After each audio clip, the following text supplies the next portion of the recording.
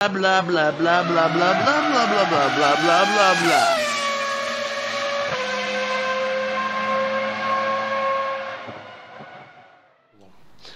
Hello everybody and welcome to I'll Tell You What TV, an F1 podcast where we're going to be talking about the this weekend's German Grand Prix and a few other things, I am sure.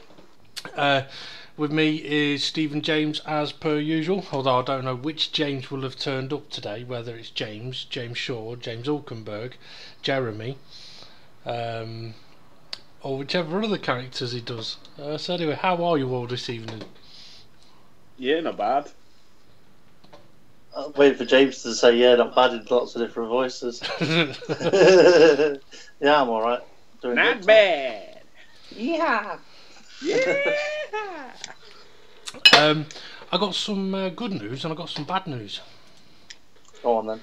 Good news is we've got a race coming up this weekend. Bad news is I've done fuck all in preparation for tonight's show, guys, so I apologise. There's no videos to show, there's no pictures to show, I've got nothing. That's not your fault. Well, because we would normally send you pictures and stuff. Yeah, but the videos I would usually do. But what it does mean is that regarding James's commentary challenge, I have had a look as to whether he's accomplished it or not, but I haven't got a video to show it, unfortunately. I didn't have the time to do it. But people will have to go and look at that themselves. So James, do you want to plug your league quickly? Yeah, we'll do it at the end. We'll wait till the end. Wait till the end. Are you sure? Yeah. It's because we get more listeners at the end, you see, when we're live. Maybe. So yeah, I apologise, guys. I'm not prepared at all for tonight's show. I've done no research as to what's been going on in the world of Formula One. I'm literally sat here with a coffee, a bottle of water, a bowl of barbecue chicken, and yeah, I'm on the microphone. So what have you got for us this week? Well, I can tell you something that I've seen on the internet this week. Porn. Yeah, well, apart from that, there's that strong possibility that Ricciardo is going to get a 10-place grid penalty for changing part of his engine. Which part? Has he changed it to a Ferrari? Yeah, he wishes. It's part of the engine. I think it's a bit of the turbo or something. I'm not sure exactly, but they've used up their quota for this season already. So they're having to put another one in. But that means he gets a 10-place grid penalty at this event, and that one isn't going to last until the end of the season. So there's a good chance he's going to get more penalties. The lovely world of Formula One, unfortunately. Yep. And something about McLaren, Zach Brown has come out and admitted that this car is worse than last year's car. Oh, great. Well, yeah. We all knew that anyway. Yeah. I did see one thing of slight, well, it wasn't really of slight interest. It was a comment that somebody had written, and it was about Lewis Hamilton. And you know how we talked last week about Lewis Hamilton's reaction after the race? Yeah. About how he didn't do the podium interview, how he was in tears, all that kind of stuff. Well, basically, this person was writing that we've never really seen Lewis Hamilton get that emotional before. But if you were to look at it as he knew that was his last Silverstone Grand Prix, it could perhaps explain the emotion. So, sort of perhaps starting the rumour that Lewis Hamilton might actually not race from the end of this season because he hasn't re-signed his contract yet. Maybe he just doesn't want the pressure. If he was to come out now and say, "This is my last season," the amount of media pressure he would get between now and the end of the season would be 10 times worse than what it already is. Nah, I don't see him leaving. I think he'll hang around in F1 until he's got at least 7 titles. You reckon? Yeah. Well, he has come out in the past and said that records and titles and, the record for titles or record for number of wins, all that's not that important to him. It's just the enjoyment of the racing and coming away at the end of the season with a championship. He's lying. Yeah. Do you know what I think it is though? Is when you're so far off from a record, like if he's going to try and beat Michael Schumacher's all-time record for championships, then if he's like if he was 4 or 5 away like he was previously, it's like it's too far. There's no point even thinking about it. But the closer he gets to it, surely the more he's going to think about it. Maybe. I would quickly mention as well to any of the listeners, I know last week we did talk about James had the idea of us watching a movie and talking about the movie, which is a good idea, but unfortunately Steve's put a spanner in that works, haven't you, Steve? Well, it's not necessarily spanner, it's just we need to work out the logistics of it a bit more. Well, you do. Well, yeah, because at the moment, the device that I would be watching the film on would also be the device I'd be Skyping on to do the podcast. So I'd end up having to probably watch the film with subtitles. What about you could have done that through your PlayStation? Yeah, through your PlayStation. Depends on what the film is and whether it's available through the PlayStation or not. Because I won't do anything illegal.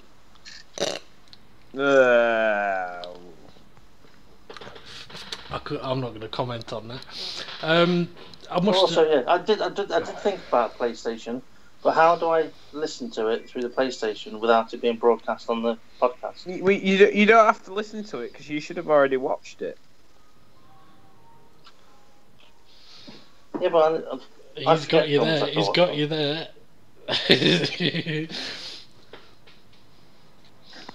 I don't remember every word that's said in film. It's a letdown. Have you watched them Star Wars episodes, Steve? I can't. They don't work. I've got to try and find a way or a different website to watch them on. He's a typical driver. He's got all the excuses. He is, isn't he? Talking about typical driver excuses, James. What was yours? You were leading a race. Matt. Oh, I know. Oh, I'm not kidding. Oh. It were a cracker though. It were a cracker. And last night did the final race of the championship, and there were 4 of us literally nose to tail for the full 18 laps. It were absolutely brilliant. So I can't wait to upload that one as well. But yeah, it was a cracking race. Just not enough practice really, and I just couldn't keep cars behind that were clearly quicker. I tried my best. That you did. You were unlucky. That's for sure. Well, you took the gamble on the pit stop, and it seemed to work out right for you. Oh, yeah. I felt it felt good, but at the same time, when somebody finishes 30 seconds in front of you, you're a bit like, oh, how did they do that? Yeah, it is a little painful, shall we say. Have either of you seen anything of Goodwood this weekend, or weekend just gone? I've seen bits and pieces on YouTube. I've seen some cars going around there. I've seen a car go off as well, electric one. Was that what you got in mind? Well, no, I'm just having a look at the Sky Sport because I've done no research for tonight's show.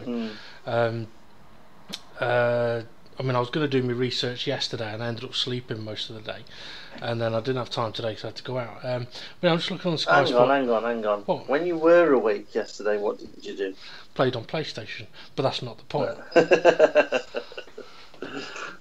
Okay, I could have done research, but it was your fault. It was you that messaged me, said, what are you up to? Anyway, so I'm having a look on the Sky Sports website, obviously just to see what news they've got going on. And obviously it reminded me that Festival of Speed was this weekend. Now, I must admit, I've never been. I like the idea of the Goodwood Festival of Speed, and I know I've watched it on TV before.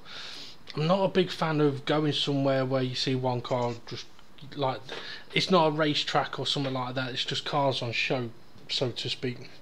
Not really my kind of thing, although I probably would enjoy seeing all the different cars and stuff. But I'm seeing here the Robo car was sent up the hill. Yeah, I've not seen that one actually go up the hill, but I know it was going to go up the hill. Yeah, and not only that, would you believe that the drivers were told that doing donuts was banned? And they still did them. Yeah, well, what the drivers did was they basically went, "Oh well, I didn't do a donut, I spun out, so I had to face the right way again." But yeah, is Festival of Speed something that interests you, James?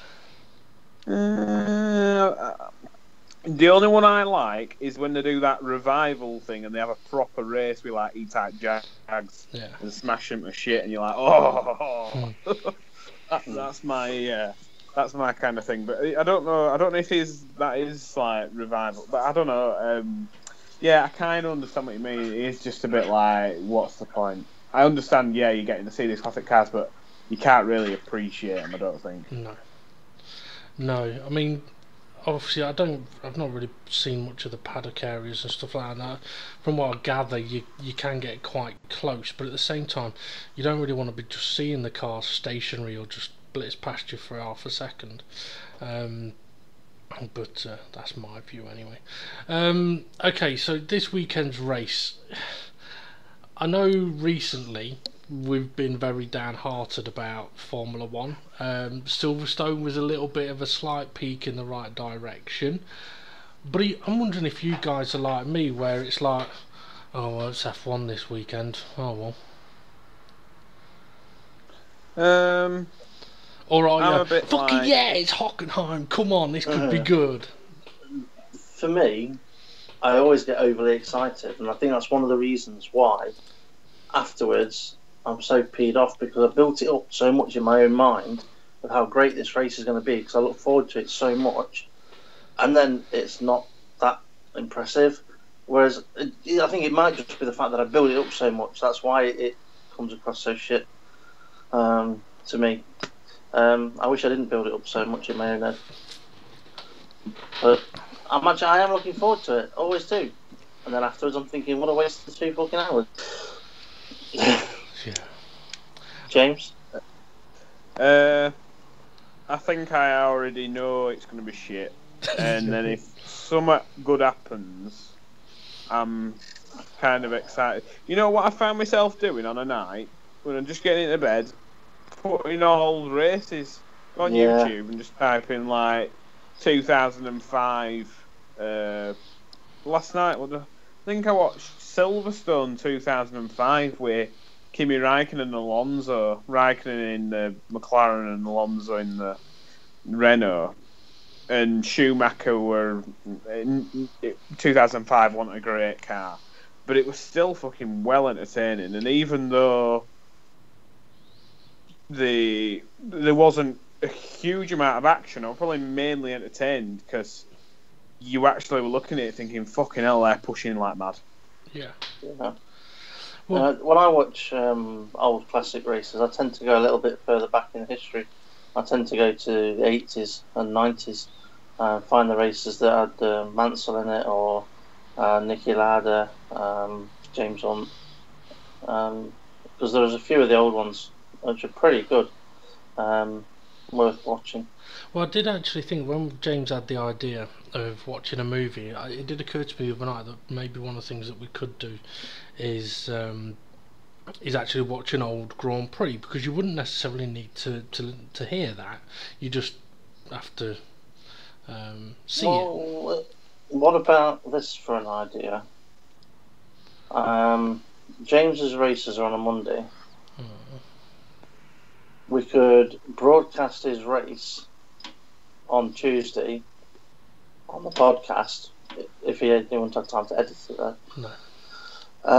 Without any commentary. Yeah, we would show the pre commentary as Hando. Or we could take one of James's races, past races, and take the commentary off it, and we do the commentary over the top. Okay, then. Plagiarism. Just thinking, doing that though, it would give James's. I mean, don't even necessarily have to do the full race, but it would give James's race league a little bit more of a plug. Now, what you'd need is James's outtakes, so the bits of video he hasn't kept. Oh yeah, yeah. All the time I do that thing like a robot. I go, oh fuck's sake. Well, I know when I was doing voiceover work on highlights videos. I hate it. I hate doing voiceovers on stuff that's already happened. I much prefer doing just winging live commentary. Seeing things for the first time. Yeah, and talking about them. Whereas when I was reading off a script, the amount of times where I mean, I've probably still got hundreds of recording clips where I start saying something and then go, "Oh, for fuck's sake, fuck that right up." Yeah, I think the one good thing about my editing thing is like you fuck up, you just press delete, and it takes you straight back where you are.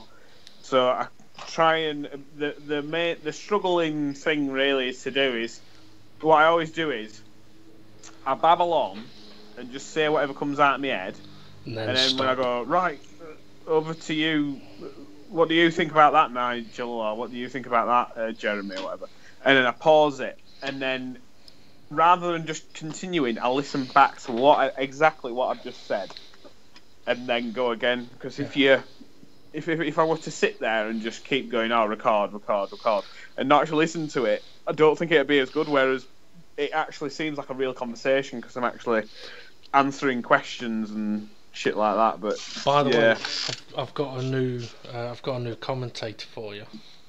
Oh yeah. Well, you know Mika Hakkinen. Yeah. You have to get a little bit imaginative here. Right. Mika Hakkinen becomes Yoda Hakkinen.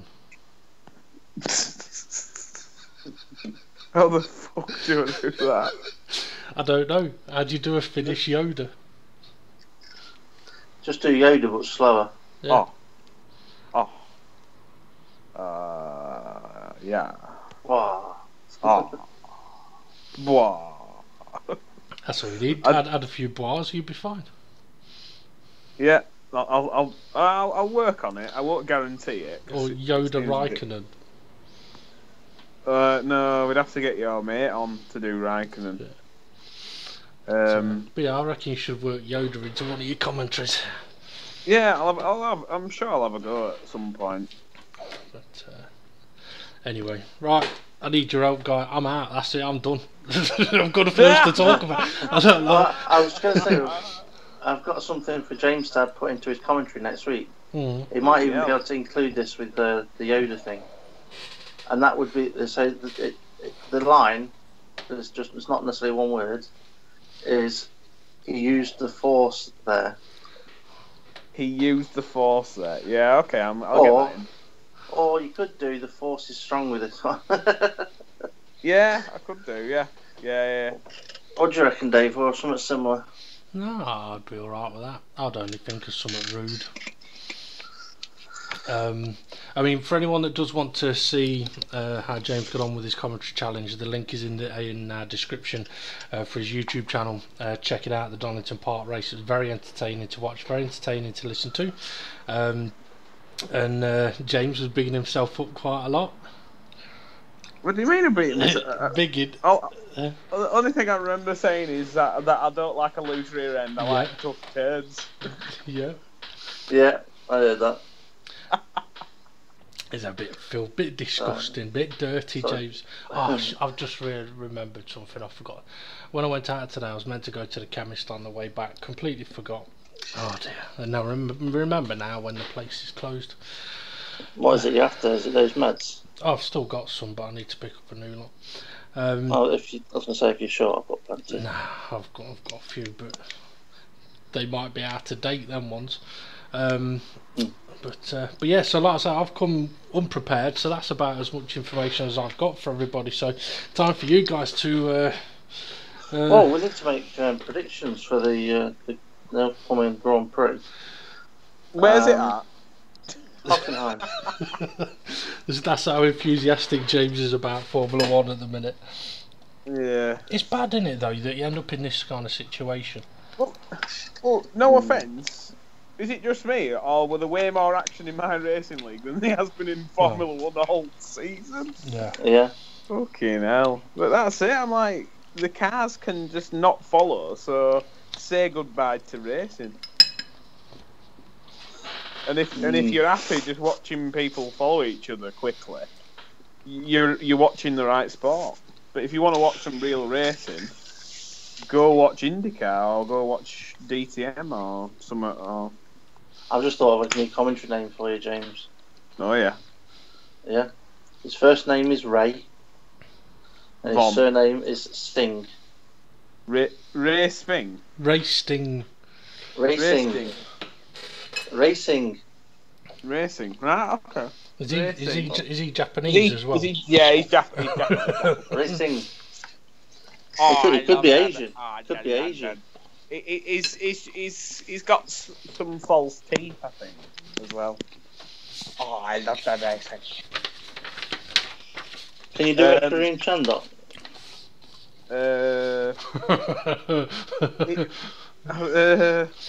Probably get thrown in prison if I do a Korean chant.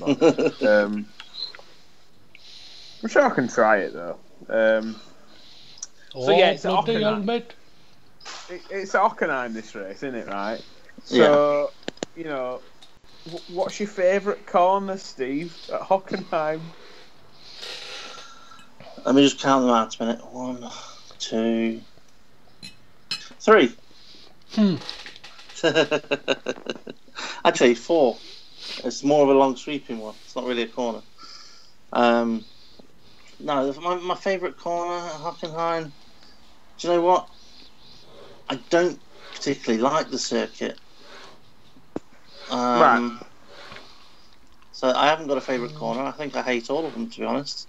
Yeah, I would have much preferred the race to have been at Nürburgring. Yeah. I much prefer that circuit. But, seeing as we're on about circuits, you might be able to do me a favour. Now, I'm going through and selecting new racetracks for me next season. As I've mentioned before, next season I'm going to be going to IndyCars. IndyCars, yeah. You want to know some circuits? Road America. Which circuits would you like to see Formula 1 go to that are on the Project Cars game that are not in the Formula 1 calendar? Road America. Road America. Bathurst. Oh, that would be amazing at Bathurst, yeah. Right. Anywhere else? I'm trying to remember what tracks are on the game. I mean, I'd obviously always want to see Formula 1 go to Donington, but you've not long race there, so... Yeah, but I could put Donington back at season. I am extending it from 8 races to 12, so I could put it around like round 10 or something like that. That would be good. Well, you could also do Donington National Circuit instead of doing the GP circuit. Yeah. Which I actually prefer. I prefer the GP circuit. Offers more opportunity to overtake instead of having. Well, it gives you 2 more corners that you can overtake in. It's like a decent braking zone as well. Like most of the action actually happened on that GP part of the circuit. Mm-hmm. The Melbourne hairpin. Yeah. I noticed that when you were commentating, you didn't know any of the names of the corners. No, I just went straight into it. This right hander, this left hander. Yeah, turn 1 is Redgate, turn 2 is Hollywood. Tell him after he's done the commentary. Turn 3, 4 and 5. But this is what I mean. This is what I mean, like stuff like this I could do, but I'm too lazy.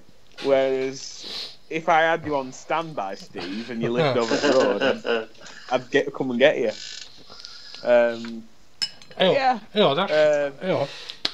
That's something we can do then, right? We can do this tonight, right? James, secretly, with a pen and bit of paper, write down a few track names and a random corner number at that track, and we'll see if me or Steve knows the name of the corner.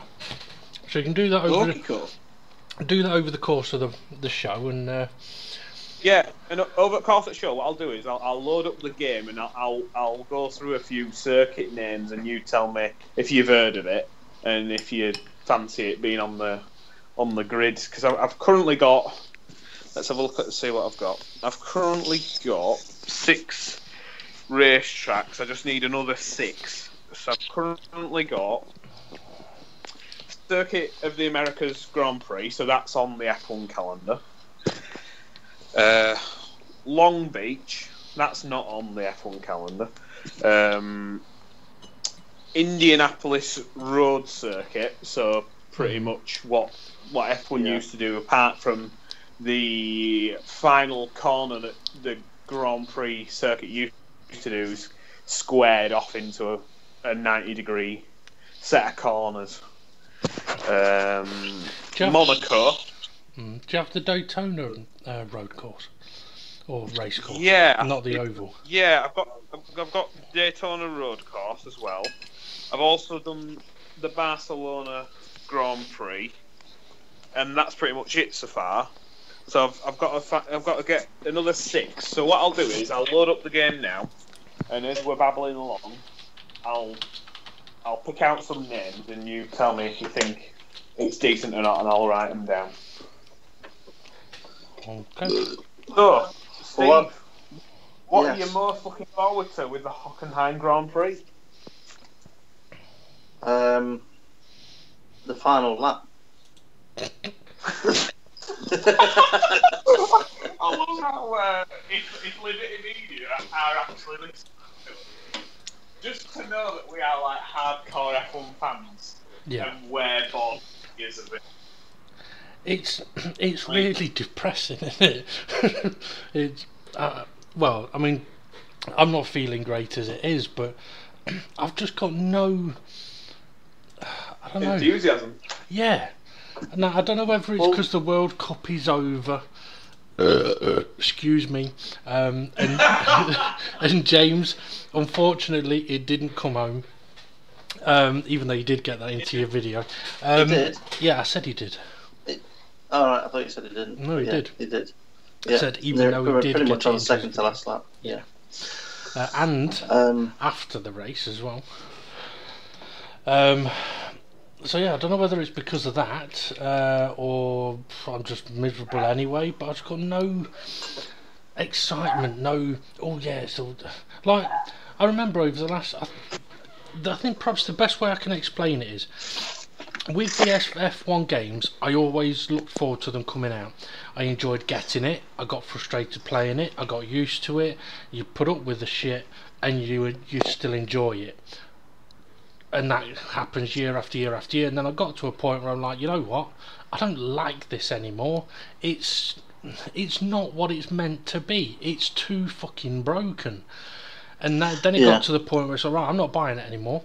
And I think I'm close to getting that way with Formula 1 as well. Whereas I used to be like, right, it's practice on Thursday. Now I'm getting to like Friday midnight and going, oh, there's practice sessions today, weren't they? Oh, I might watch the highlights of that. Whereas previously I'd be like, right, let's get up, watch this, watch that, I'm going to watch them, I can do dinner in between, whatever. Whereas now I'm like, oh yeah, it was this weekend, wasn't it?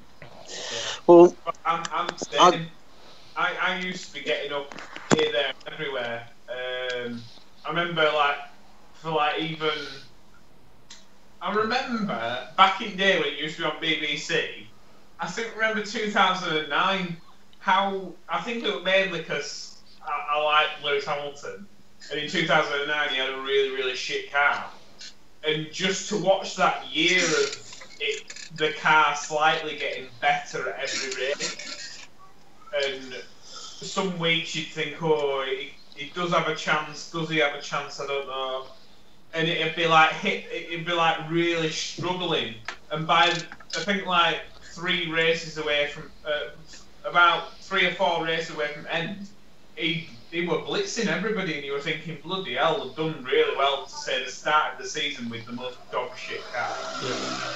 But now there's not even that to look forward to. There's nothing. You just sat there going, what's going to happen? Who's going to engine's going to blow? Oh, I'm bored. Yeah. Well, it's like at what point do I go, fuck it, I'm going for a wank. Yeah.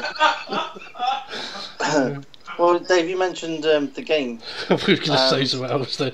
Yeah, go on. On Facebook, F1 Codemasters Facebook page, they mentioned about one of the other classic cars they're going to include. Yeah. Which is, I think it's a '78 Ferrari or something like that. I can't remember exactly what, but it's an old Ferrari. And there was 200 and something comments, and before I read any of them, I thought I'm going to write my view. I'm going to write my comment first, which was basically something along the lines of, "Not even going to bother buying this game, as you didn't even bother fixing the last one." All right. And after I posted my comment, I thought I'd read through some of the others. And they were pretty much exactly the same as what I wrote. Yeah. Which is not going to waste my money on this game, as you didn't make the last one correctly, kind of thing. Yeah. Just everything on there with the comments were negative. There was nothing like saying, "Oh yeah, great, nice car, I want to drive that one." It was all, I'm not spending the money this time. Yeah.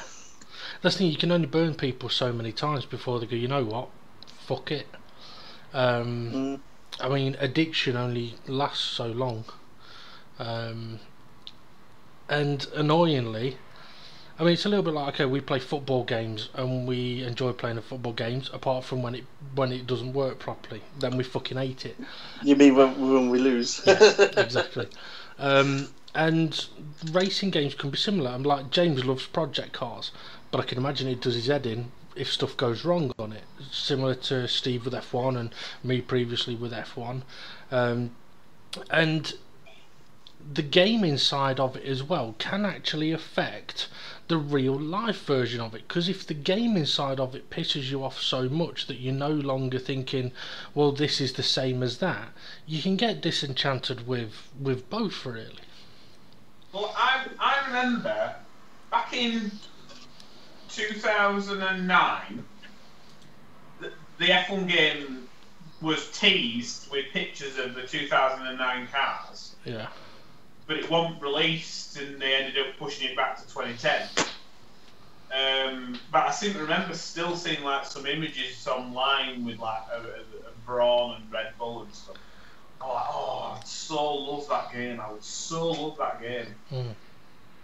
And I wish I could still have that excitement. Yeah. I'm just like now. Even I think what it is as well. Just for I think what I might do is I might write down the circuits in 2009 to the circuits of 2018 and see how much of a difference there is. Well, I'll tell you what, we can compare them now. We've got the time. So 2009 Grand Prix tracks. Computer says no. About 5 that are different. I bet you all the rest are exactly the same. And what do you want? 2018 tracks? You're probably better off searching. 2009. Yeah, search for the race calendar. It'll be easier to find it. Just go on Wikipedia. It's going to be a lie, but.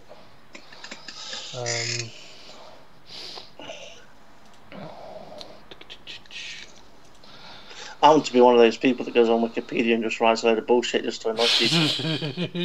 Yeah. Okay, let's see. Okay, 2009, Race 1. Melbourne Grand Prix. 2018, Melbourne Grand Prix. Okay.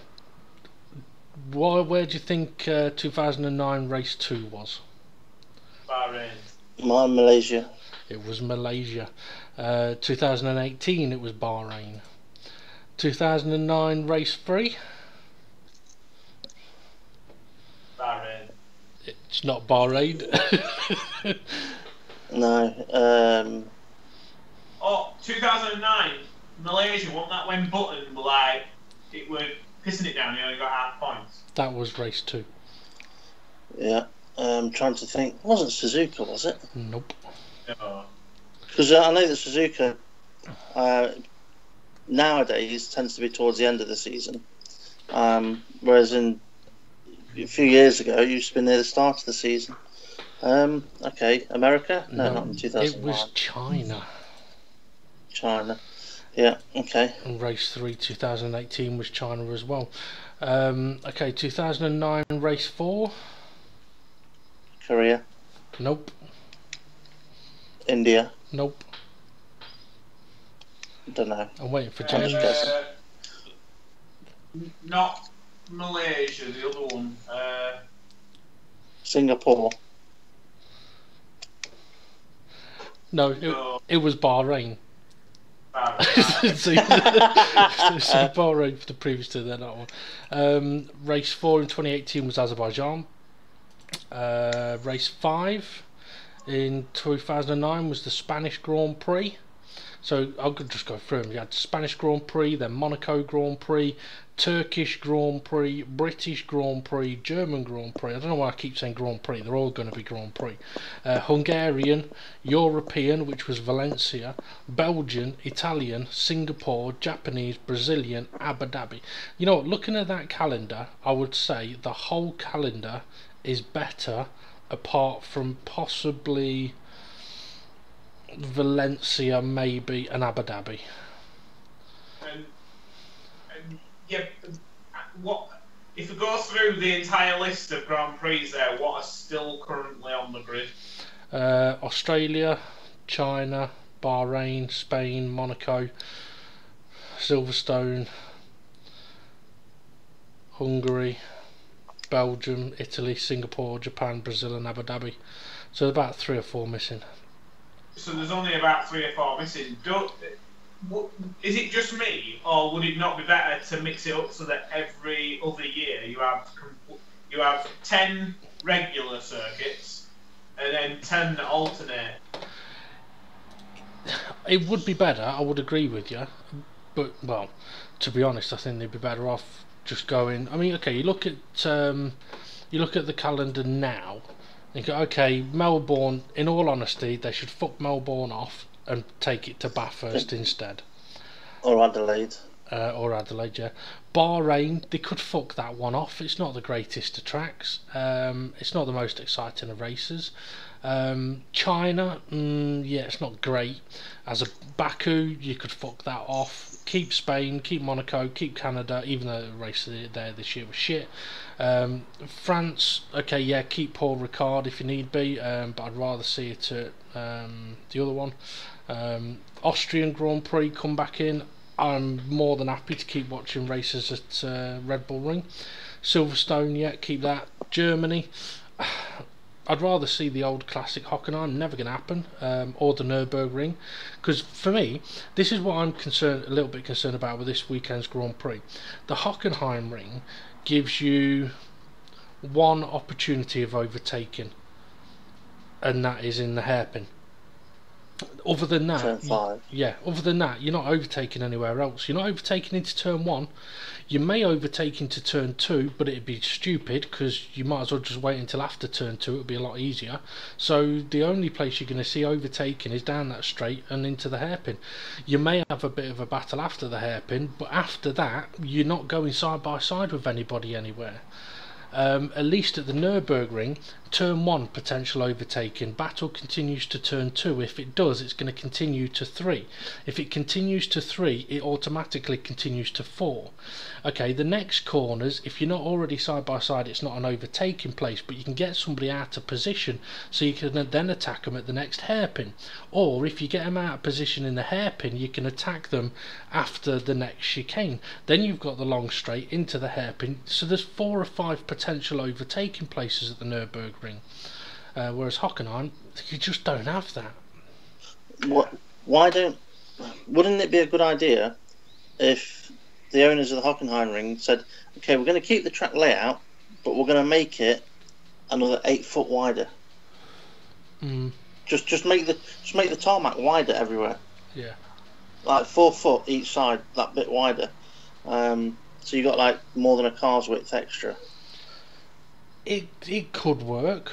Whether they do it, I don't think they do it. I mean, I know Silverstone are potentially looking at a £10 million revamp of Turn 1 to try and lower the track to pit level.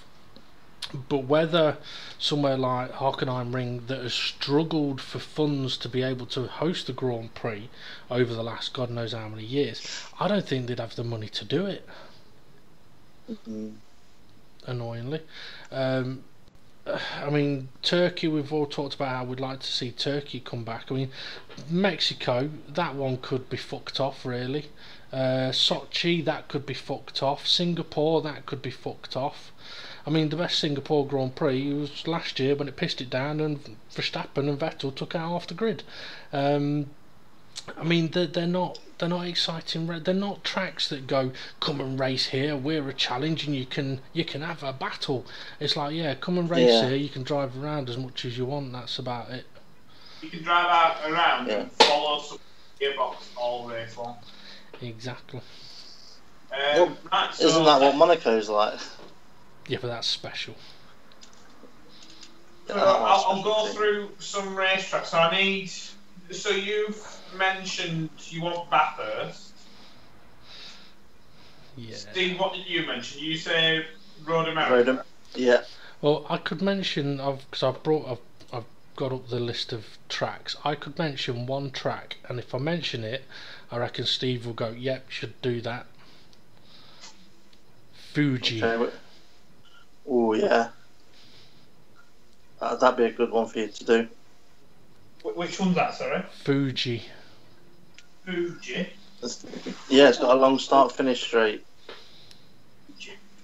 Yeah, I do Fuji. Hey, Bella. But there's two different types, and depends on whether you want to have the chicane or not. That's in the middle of the circuit. I think there's only halfway around. I think there's only the one layout on Project Cars 2 though. Yeah, there's just the one layout with the chicane. So I put in Fuji because the Grand Prix one had the chicane as well. So I put in Fuji.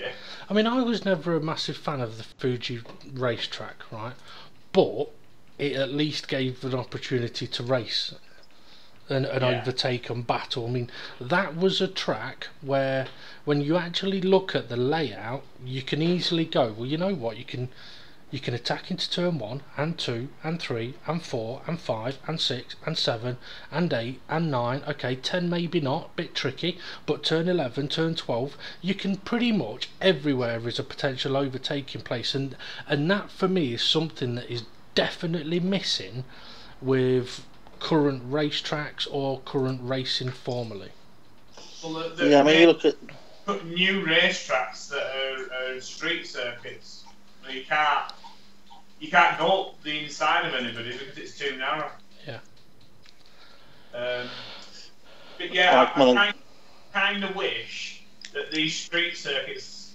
I mean, I know it'd be impossible because you can't move the street, but even certain circuits, if they want to hold a Grand Prix, you've got to have certain corners to be certain widths. So, I mean, I know it were a bit of a challenge at the time, but that fucking triple apex at Singapore was a fucking joke. Oh, the Mickey Mouse chicane. I mean, what the fuck were all that about? Yeah, I mean, considering what they've got now, okay, you still can't overtake anybody into there, but you couldn't anyway. But it's a much better corner now. Yeah. So all I need is one more racetrack. So I'll just blitz through a few that I think are quite decent. What about Willow Springs? Oh, I fucking hate that. Yeah, I hate that as well. Watkins Glen. Brands Hatch. Oh, there's one that's just come to mind, but I don't know how well it's named on the game. I used to know it as oh friggin' hell, I've forgotten. Isoma? Sonoma. Sonoma, that's it. Yeah. Yeah, there's three layouts of the Sonoma Raceway. But the long one. Yeah, the Grand Prix one, yeah. Well, what other tracks are there? Because I might change my mind. So there's one called, I don't know if you've tried it, I quite like it. It's called Zugo, Sportsland Zugo. It's the Japanese circuit. That's quite a nice one. I'll try and go through some we might know of.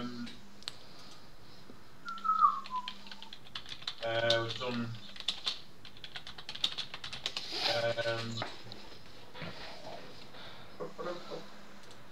See, I've been umming and ahhing about the Red Bull Ring, but I will order that race. this, so I don't really want to put it on my calendar.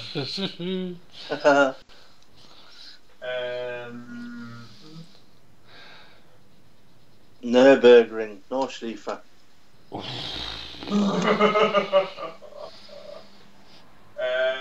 I'll say no to that.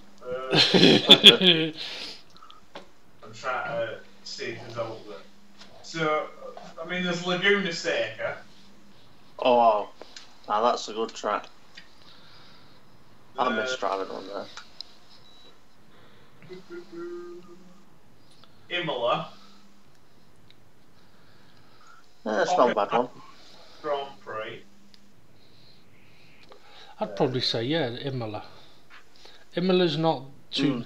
You know, Imola's an alright track, even with the adjustments now, apart from one set of corners, and that's the Mickey Mouse chicane on the backside of the track. Like, was it 1, 2, 3, 4 corners from the end? Variante Alta. Quite possibly, yeah. Other than that, the rest of the track's very interesting, very nice track, I think. Yeah, possibly Imola.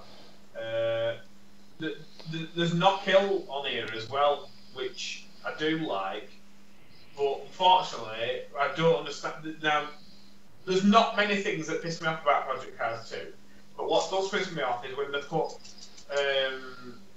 put circuits on the game, and you can have a maximum of 16 people, which is usually what I go for.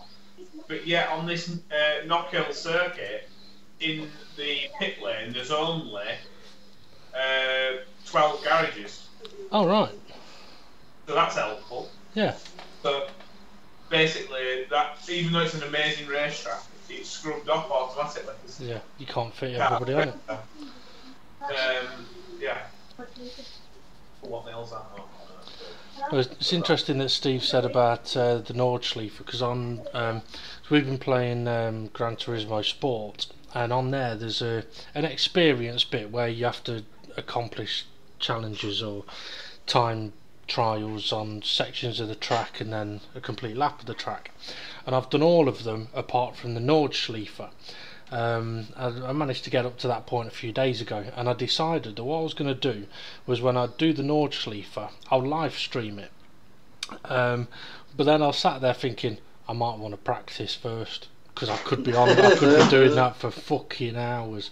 Like, because doing like each individual section, not a problem, but when it comes to doing the full lap, I mean, if you make one mistake, you're probably not going to make the time. And if you've got to redo it, I mean, if you've got to redo it 10 times, that's 100 minutes, pretty much, probably. Or if it's 7 minutes a lap, depending on the car, it's 70 minutes. That's a long fucking time. Yeah, I mean, I only managed to do it, to complete it, by doing a clean, perfectly clean lap, without hitting any walls or going up onto any grass. No half spins. Carousel tucked in nicely, and I think I was only a couple of seconds within the limit. I know that when I was practicing, I remember doing a lap where I went off where a lot of people tend to go off, where the spectators are, and I missed out because of that off. But it's definitely a circuit where you need to go slower to go faster, because obviously if you go too fast and make mistakes, that's it, game over. Yeah. Excuse me, move the volumes that on. That sounded like me, that did. That's because it was you. Yeah, I was just having a look at the broadcast and accidentally had the volume on. Claire's cooking and it smells gorgeous. You meant to say Claire's cooking and she me? smells gorgeous. Oh, that smells lovely.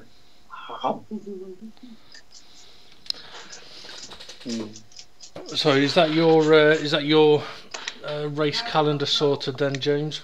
I've just got one racetrack and I'm umming and ahhing here.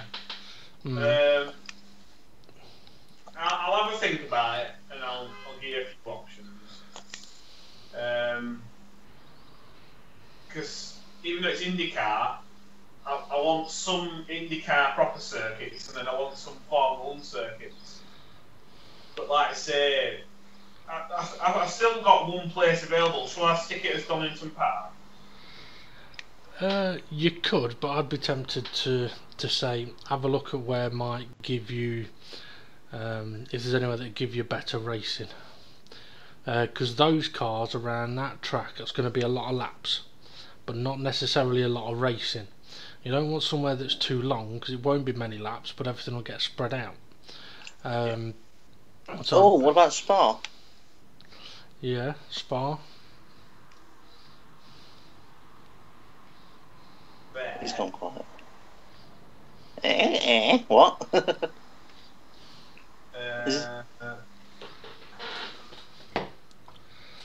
Have we lost you? I'm just having a look to see if I'm thinking maybe, you know, when touring cars go to Silverstone, they don't do the full Grand Prix, they do the short circuit. You're breaking up, James. Oh, I think James, though, if you did the short circuit at Silverstone, you'd be cutting out a lot more of the overtaking opportunities. Yeah. In those cars, yeah, quite possibly. But I mean, Spa would be one that I think would suit the cars well, but also I'm pretty sure it's on the game, and that is Cirque de la Sarthe. Problem with that track, which is the Le Mans circuit. Thing is, though, problem with that track, right? And this is something I experienced with Project Cars 1. The longer the track, the more boring your race, because everyone just gets massively spread out. So instead of thinking, right, high speed, loads of action, you get high speed, no action. Yeah. I mean, I'd say Bathurst is sort of just on the limit of being too long, because I know we had that when we were doing commentary, James. The amount of times that Bathurst races became a little bit boring because everyone did get spread out. Yeah, I know what you mean. Yeah. Well, shall I just say let's go Laguna Seca? I would, yeah. It's not massively long, and it is an IndyCar track, or at least it used to be. Yeah, we'll go with that one. Okay. So that's quite a decent calendar, that. So I've got Laguna Seca, Algarve International, where if you load the game, it's the very, very top one. It's in Portugal, that. It's quite a nice circuit. Yeah, that's the one that's a bit like Barcelona, isn't it? Yeah, the layout's very similar. But then there's some corners that are quite off camber, awkward, but yet you want to be on the power because the corners are kind of set up where they are awkward, but at the same time, when you get it right, it's brilliant. But the opportunity of the car in front making a mistake is quite high. Yeah. It does give opportunity. So I've got that. I've got Bathurst, got Bruno or BRNO, because that always gives you a good at.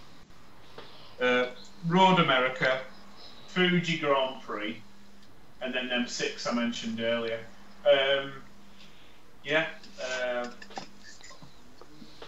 Sounds good.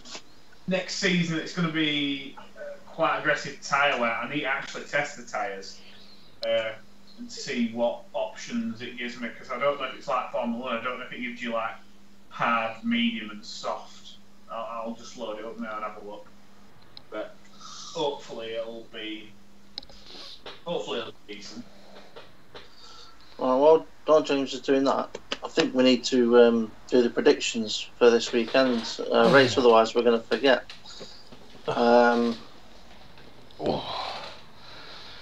We could do that, yeah. I just need to blow my nose though, so hang on a sec.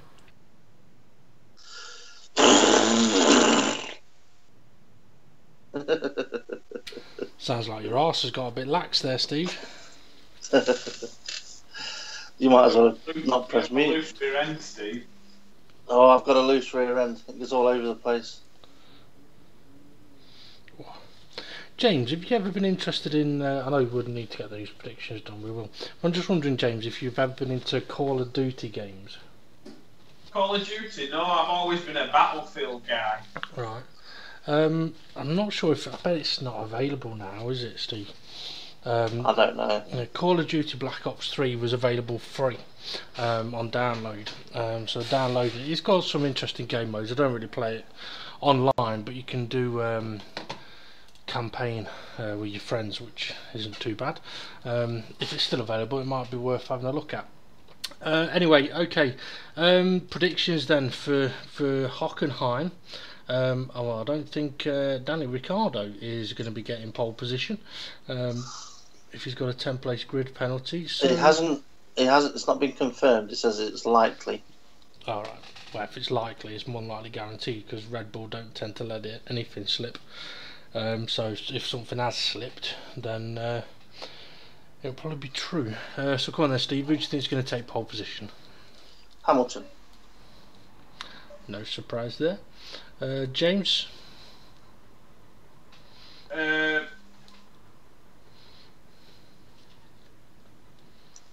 Vettel.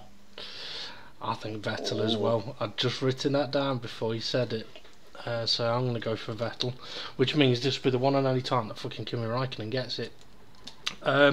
Okay, Steve, who do you think is going to go on to take the win? Do you know what? I've got a funny feeling Räikkönen's going to get this one. I'd normally say Hamilton. Yeah. But I've got a feeling it's just going to be Räikkönen's just going to... He's getting to that point in his Ferrari career where he's thinking about his next seat, and he's either got to prove himself and extend his ability a bit and show what he can do if he wants to stay in Formula 1. So, yeah, maybe he'll just do that a little bit more. Fair enough. James, what about yourself? Sorry, what's the question? Who do you think is going to win? I think it's going to be Vettel in front of German fans. Interesting. Now, as soon as Steve said Räikkönen, I wrote down Hamilton. I thought, if you're not going to say it, I will, because it's Hod's Law. It will be Hamilton. Okay, your podium 3 then, Steve. Hamilton to win. I've got a feeling Vettel's not going to make it to the end. I'll go Hamilton, Bottas, Räikkönen.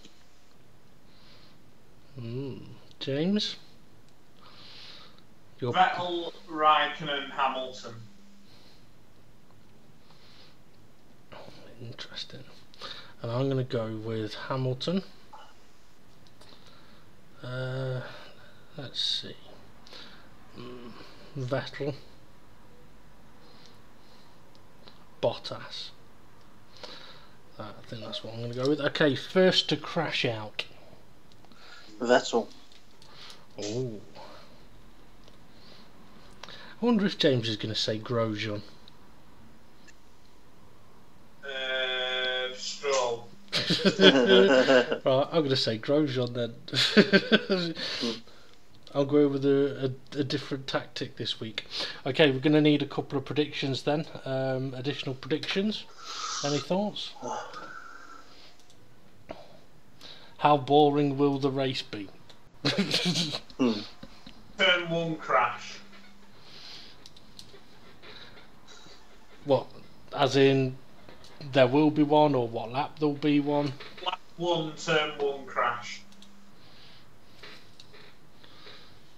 So you're wanting a self prediction on that then? I think it'll be lap 1, turn 1, over 3 cars out of the race at the start. Yeah, but what I mean is, with you making that prediction, we either say yes there will or no there won't, so not much room for a prediction. But if you have it as a self prediction, that means me and Steve have to predict something else. Yeah, it's self prediction. Okay. So James going for a lap 1. Or was it lap 3 turn 1 crash?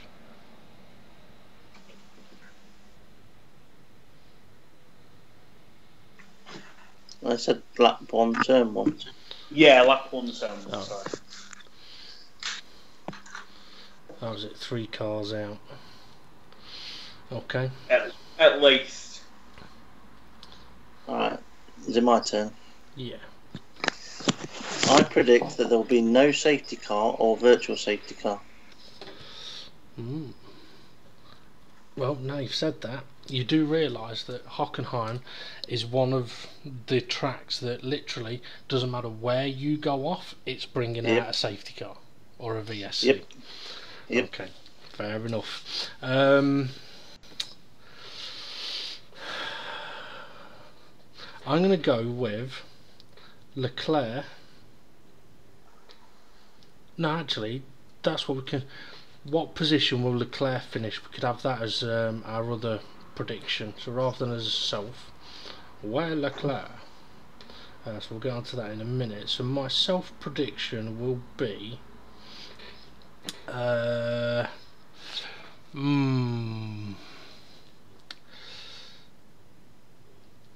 I don't know. I've no idea. You could go with there will be a safety car. no, I know what I'm going to go with. A Ferrari will have a puncture. Okay.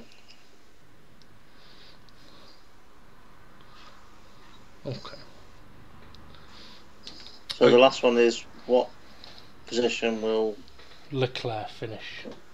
Okay. So my prediction on that will be he won't finish. Okay. James, any thoughts on that one? P7.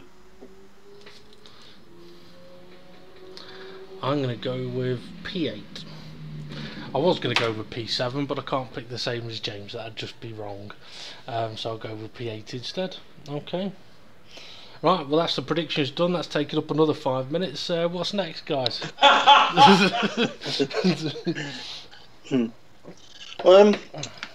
Well, maybe it's time for Hando's lunch break. I'm not hungry. No, but the Hando guys are. Right, James, do you want to do a bit of Hando? Oh, yeah, go on then. Okay. We've got sort of a script in a way, isn't it, Dave? Well, not really, no. No. Okay, there's 6 pictures I sent to you, Dave, so you need to send 2 of them to James. Yeah. Well, also send me 2 so I know which 2 I'll be reading. Let's see, I'll go with that one.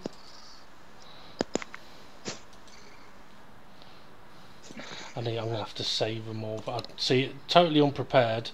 I know you'd sent me these, but I still didn't sort them out. I don't know. Not with it today at all. It's unlike me doing a live show, completely unprepared. You're getting worse in your old age. That I am. Okay, it's going to take me a minute. Might as well talk between yourselves. Hello, James. Yeah, Steve, how you doing? Yeah, not too bad actually. I've got something I want to put to you actually. Oh yeah. Something that's been going on in the background for a while is me and my mate Ray are setting up a Gran Turismo Sport League. We called it Dynamic GT League, and we're on Facebook, so people can find us on there. What's it called again, Steve? Dynamic GT League. All right. Did you think I said it wrong? No. I was giving you another opportunity to plug it, you knobhead. Yeah. It's all What's about it called, fun. Steve? DGT League. It's all about having fun with Gran Turismo Sport. So the rules are a bit more relaxed than a lot of leagues. But if you do crash into somebody and overtake them, then you should give the position back and wait for them. That's basically one of the main rules. But we'll have a bit of boost on there. Slipstream will be on there. It's not only on week, but just to make the racing a lot closer. We just want to have good fun and enjoyment. But what I wanted to propose to you was, if anyone comes to your league and says, "Do you do anything on Gran Turismo Sport?" you could push them in my direction. And if anyone comes to my league asking if we do anything with Project Cars, I can push them your way. Yeah, definitely. That sounds fair to me, that. And in your commentary at any point, feel free to plug my league. Yeah, well, what I could do is, like they say, the Rolex Grand Prix.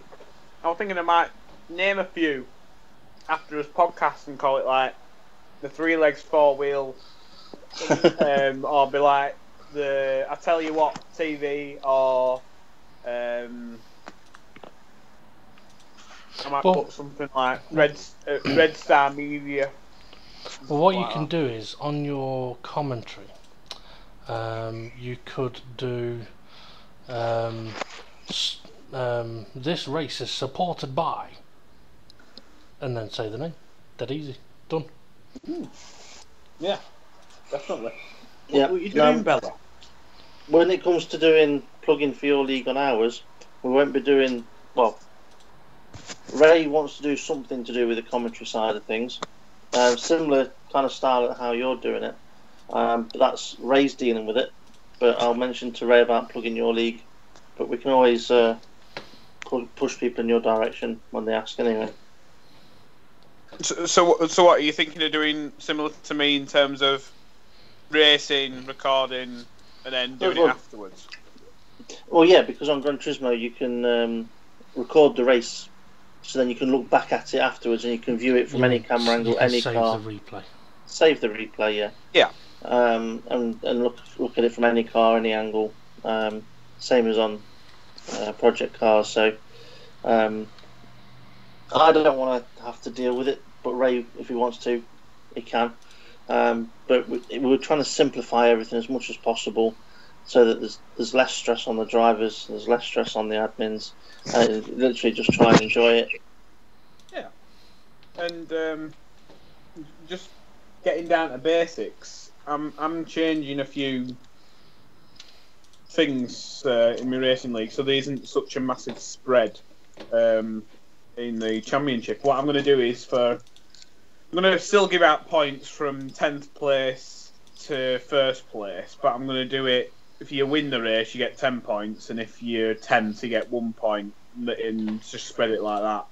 So it's just 1 point different first position. What are you thinking of having for yours? We're going to be doing the British touring car point structure, which goes down to 15th place. So pretty much will cover everybody on the grid. Right. Okay. Because we like the idea of everybody that finishes the race gets something. That way, people will want to race up until the end of the race because they'll get some sort of points. And the structure we're going to be going with is it's endurance racing, but it's not really long endurance. It's a 40-minute race, so the race is timed at 40 minutes. When the clock gets to 40, that's the final lap. Tyre wear will be on a little bit. We're still playing about with what percentage and stuff like that. But yeah, it's all about enjoying it and having a laugh. Right, nice one. And do you happen to know which cars you're going to be using for your first season? This is one of the good things about Gran Turismo is instead of saying right, everyone's in a BMW M5, all the cars are put into classes. So they've got an N number like N100, N200, N300 up to N1000. So we can say, right, okay, this season we're going to run with cars in the N500 class. And then you can actually put balance of performance on. So it puts all the cars with a similar power to weight ratio. Who's having a wee? Yeah. I'm pouring a drink. So you could have Ferraris versus Mercedes versus BMWs. So there can be multiple cars on the different cars on the grid, but the balance of performances will be very similar. The power will be the same, the weight will be the same. Yeah. So the racing should be closer with that as well. But with every season we can change it from because also it's not just the N numbers. They have like group 1, 2, and 3, and 4, and they're different types of actual race cars. Whereas the N numbers are like the road cars, so you can race road cars. But something that is good about Gran Turismo, the liveries. And to be honest with you, I've only done a little bit of the work on the liveries. Dave has spent hours on end doing liveries, And To be fair, Should we show one? yeah. you can show one, yeah, why not? But try and explain to James how you do the liveries, Dave. Well, which bit? Yeah, because you can upload something on your computer to the GT website, which then appears on your game, so you can use it as part of your decals. But the picture size has got to be below a certain size, and I don't mean in like diameter. What's the word for it, Dave? File size. File size. Yeah. It's basically right, James. You know a bit about computers. The maximum file size is 15 kilobytes, which is fucking tiny. Now, as Steve said, I've spent quite a lot of time doing. Well, basically, I was doing. I did the logo for them. They wanted a fairly simple logo, so I did that for them. But I was doing myself some doing myself a livery, and then I was like, you know what? This looks really fucking good.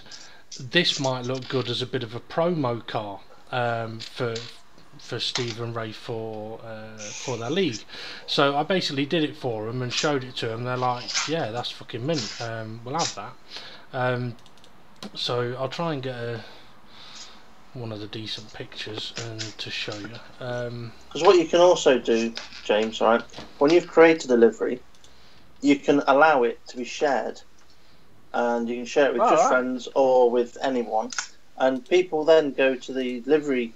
It's in the discovery part, and you go into the liveries, and you can search for all the different liveries that people have created, and go, I like that one, so I'll save it, and then you can go and put it on your own.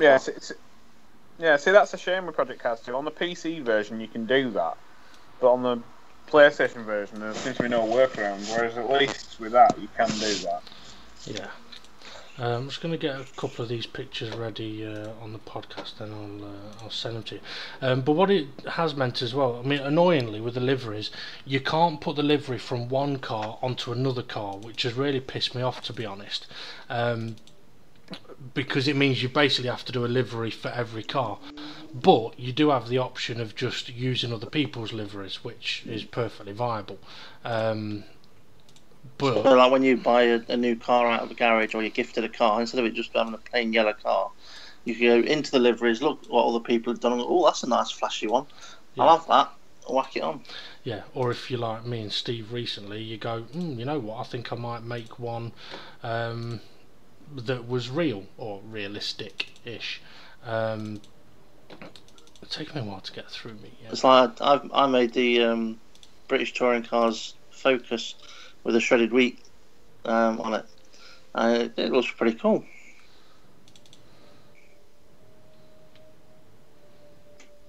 But I don't have a photo available to show of that. Yeah. I can hear music. It might be outside my place, to be honest. I can't hear it. Right. Yeah, so deliveries it's good how it works, but at the same time it is a little bit of a pain in the arse. Yeah. It really is, but at least it has a mirroring option, so if you do stuff on one side you can pop it onto the other side as well, but it doesn't work with writing, unfortunately. Well, what I found out with Dave is when it's writing, you tell it to do it to duplicate it on the opposite side. Then you have to flip the rotation.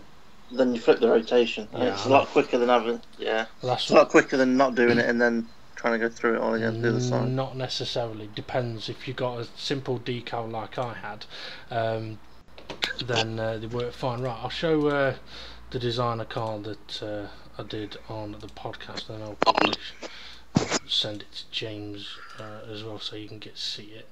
I mean, this is the first one that I did. The second one that I did is available on the Project Cars, not Project Cars, is available on the GT Sport website anyway. If people want to have a look for that, they can just search DGT in the parameters and it will come up with it, I believe. I also did, actually I probably should show James a picture of the bus, shouldn't I? The bush? The bus. Ah. Not bush, not a woman's bush, a bus. Sorry, you lost me there for a few minutes. I disconnected. Oh right, we didn't even notice. That's how much we missed you. No, I was just saying that I could show James the bus. Yeah, Actually, yeah, you well, could. okay, I will. It's on a video, but I'll have to. I'll send that. Oh, just seen the picture that James has sent. Sent earlier on, yeah, the woman. I was trying to kind of ignore that a little bit. Right, anyway, on to the cars.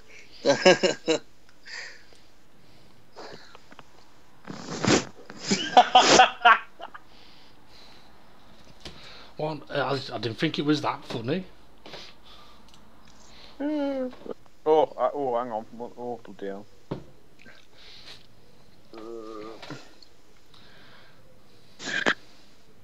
It does look good, especially when you look at it from the aerial view, top down. The thing is, I made delivery for this car without any writing on, and I was like, you know what, this car's looking fucking brilliant. And then I went and slapped all their fucking logos on it, which means if I want to use it, well, actually, I saved it without all the writing on, so I suppose I could drive it without the writing on. So you could always go back in and just delete all the writing if it was saved. Right. I don't know why my messenger's like completely frozen, so when I'm going on it, it's just not doing it. Hang on. That's weird. Come on. I'll reload it.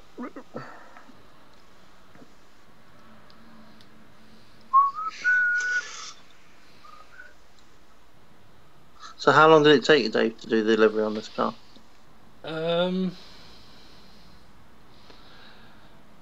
Probably about 4.5, 5 hours. Hmm. It is nice, that. It is, isn't it? I think delivery just suits the car as well. I mean, to be honest, the pictures I've sent you, you don't really get to see all of the livery in all its glory, really. But that's a nice selection of pick. But it does look nice, even though it is. I mean, it is overkill on the logos and stuff. But it's a promo car for them, so rather than having loads of different brands and shit on it, it's their logos and that's I've just realised what it says on it. on the roof. Yeah. Yeah, got my name on it. Demon Red Mist. Yeah, too right. See, I told Ray that I'd put my name on it, but the team bus, I did the team bus for fun. I fucking love it though. It looks fucking mint.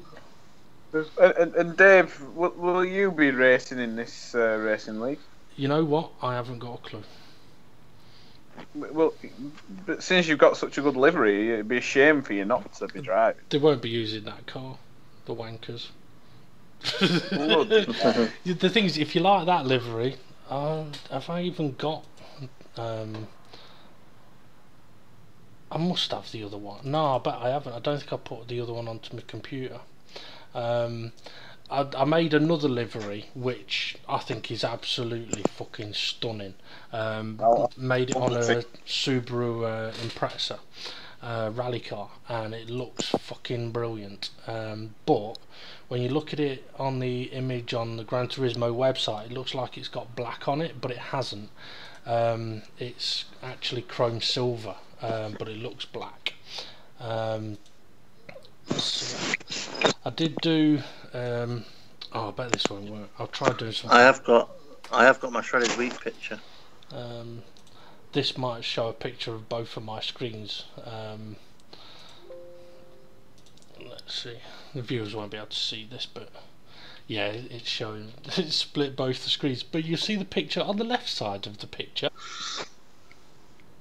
Oh yeah. So you mean about splitting the picture? Yeah. Yeah. I mean, the Subaru Impreza, annoyingly, it does look like it's got black on it, but it's not black, it's chrome. But the thing is, I do enjoy doing liveries. I know when we did our designer livery, tried doing liveries for Formula 1 cars on R Factor, and I do enjoy doing liveries and stuff like that, but at the same time it gets so time consuming. This is where, like, for example, the livery that's on this white and red car, that livery would look good on most cars. So if I was able to just transfer that livery onto other cars, it'd probably work, but need a few tweaks. No problem, I wouldn't mind that. But because I'd have to basically redo it on every car, it makes you then think, well, there's no point making the same one. I might as well do something different. But Yeah. anyway. So, No, go on, James. yeah, I know what you mean. It's just like I bet you a tenner. There's some whiz kid out there just be like, oh yeah, you just do this. Yeah. But yeah. I definitely am no whiz kid. That's for certain. Oh, excuse me. Right, okay. Steve wanted to do something with Hando, didn't he? I did. Yeah, Hando lunchtime. Lunchtime at Hando. Do you want to give us any idea of what this is meant to fucking be then? Ooh. James sending naughty picture. I've just knocked that one up. In past, did you? So she only got 9 months left.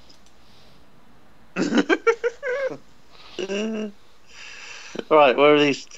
James, Dave sent you probably to your private messenger a couple of pictures. Yeah. So what we'll do is we'll take it in turns to read out what it says. So obviously only do one at a time. Don't read the whole page. So who wants to go first? I'll go first.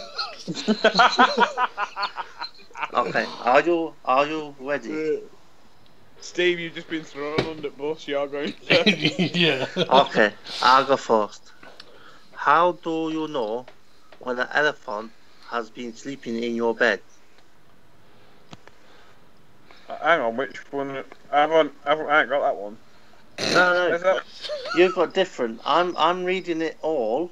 I'm asking your question. Are you asking a question or are you telling shit joke? I got a question mark. Okay.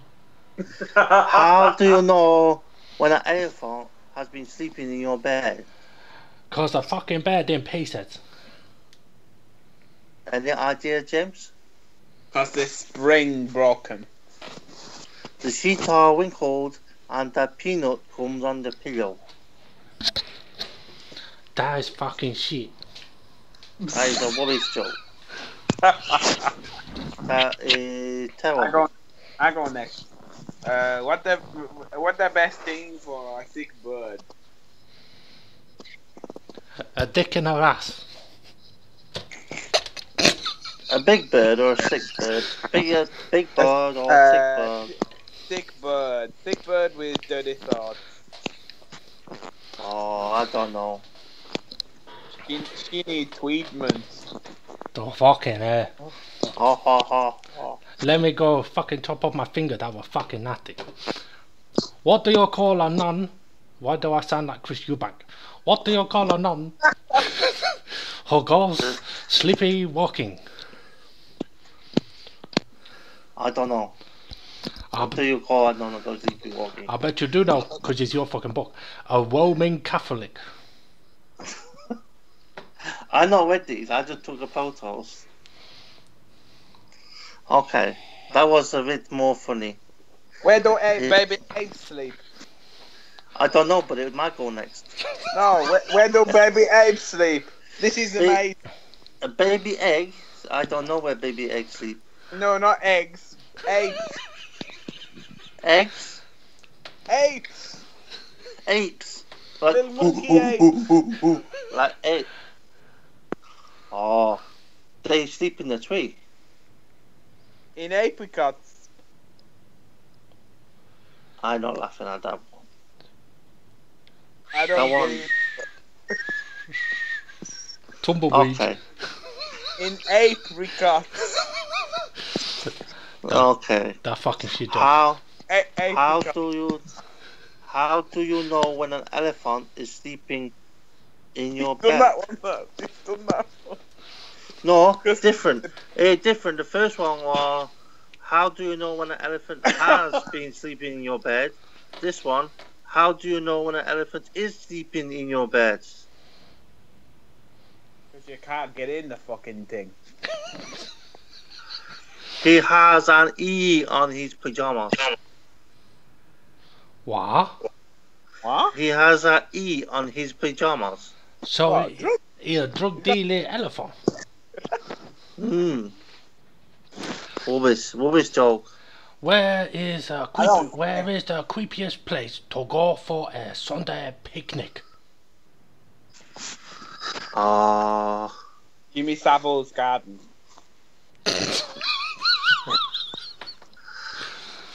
That would be right, but you know what it say on the book? Oh. I don't know. What do they say on the book? Animal Hospital with Wolf Harris. Lake Erie. Oh, Where? dearie me. Where? These jokes not funny. These jokes definitely not funny. What Lake. does a bad smell and flies? A bad smell and flies. A dead body. A fly that eated the poo. They were close. They were very, very close. Bad smelling flies. I don't know. I don't He know. said dead. He said dead body. He was close. What's the answer? Boom. A dead skunk. Well, I'm never gonna get that. I fucking turned into a bit of a Frenchman here. What blue has big ears and long nose? Elephant holding his breath. Yeah. That'd be a really bad joke. What kind of snake would you use on your car windscreen? Windscreen viper. A viper. Windscreen viper. Oh. Well, why won't real crabs lay any of their other sea creatures play with their toys? I don't know. Because they're not allowed into the clinic. Because they're selfish. Oh. Why do elephants have big ears? Because they need to remember everything. Because Noddy won't pay the ransom. That one actually not too bad. That one a little bit funny. That one gone over James's head. Ma? I don't care. Because Noddy won't pay the ransom. Ransom? Ransom. The Because they got what does the big ears. ransom got to do with this? Not ransom. Ransom. Randy? Randyson. Oh dear. Hey, Moving on. How you stop a fish from smelling? I don't know. Put clothes peg on his nose. Oh, for fuck's sake. That's not funny. When you are out on a picnic, what's the best thing to do if you are allergic to biting insects? Try Oh, not dear to me. bite any. I only just got that one. Hey, what you call a plumber with toilet? Hey, Michael again. What? You teach your beer, and I have not done one for a long time. What you call a plumber with toilet on his head? A bad porn star. A plumber? Why would a plumber have toilet on his head? He called Lou. Dear me. What's large, grey, and can take off vertically? What? What? What's large, grey, and can take off vertically? Large what? A helicopter. It's an helicopter, yeah. What you call a female plumber with 2 toilets on her hair? Lolo. Well done. What do you call the girl who stands behind the goal at football practice? Stupid. Goal hanger on. Goalie hanger. Annette. Slut. Annette. Annette. Oh. Tell me. I thought it was slut. What do you call a man with ladders Hey, on his head? What do you call a man with ladders on his head? What? What do you call a man with ladders on his head? Ladder. Lighthouse. Ladder. Lighthouse. Lighthouse. A lighthouse on his head. Oh, I don't know. Stupid. Cliff. I'm not laughing at that one. That's not funny. Cliff. Okay. Why was... Oh, no, wrong one. What's big and grey? What do you call a man with? Was big and grey and terrorizes the theatre? Harvey Weinstein. Apart for him. It is the elephant Tom of the opera. The fucking that's fucking disgusting. What do you call a workman with a spade on his head?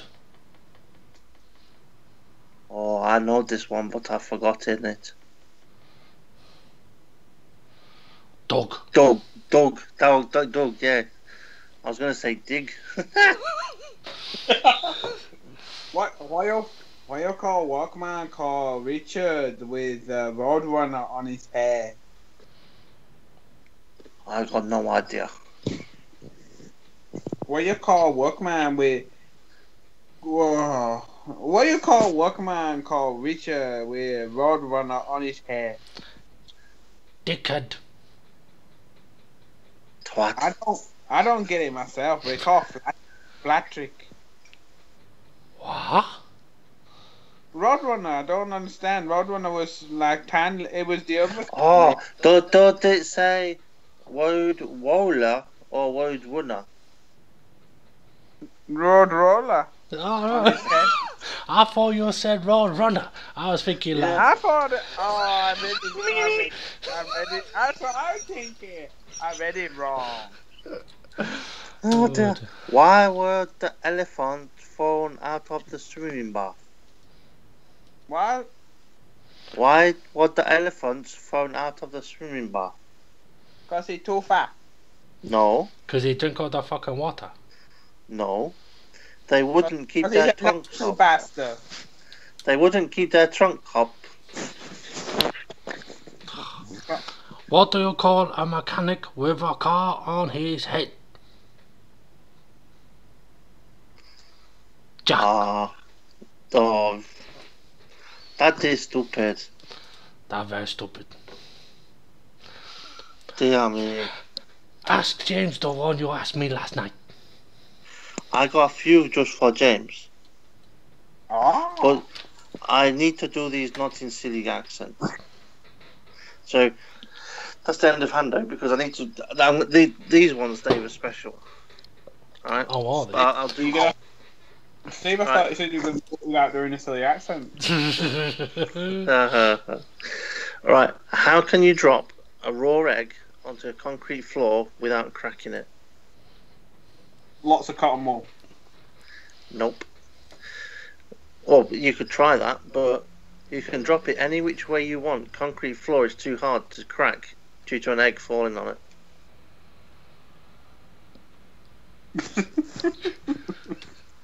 It took his time. Alright, so Dave and Jason, let's see if both of you can get this one. Actually, I'll do it in turn. So Dave, this one's for you now. So you get first crack at this one.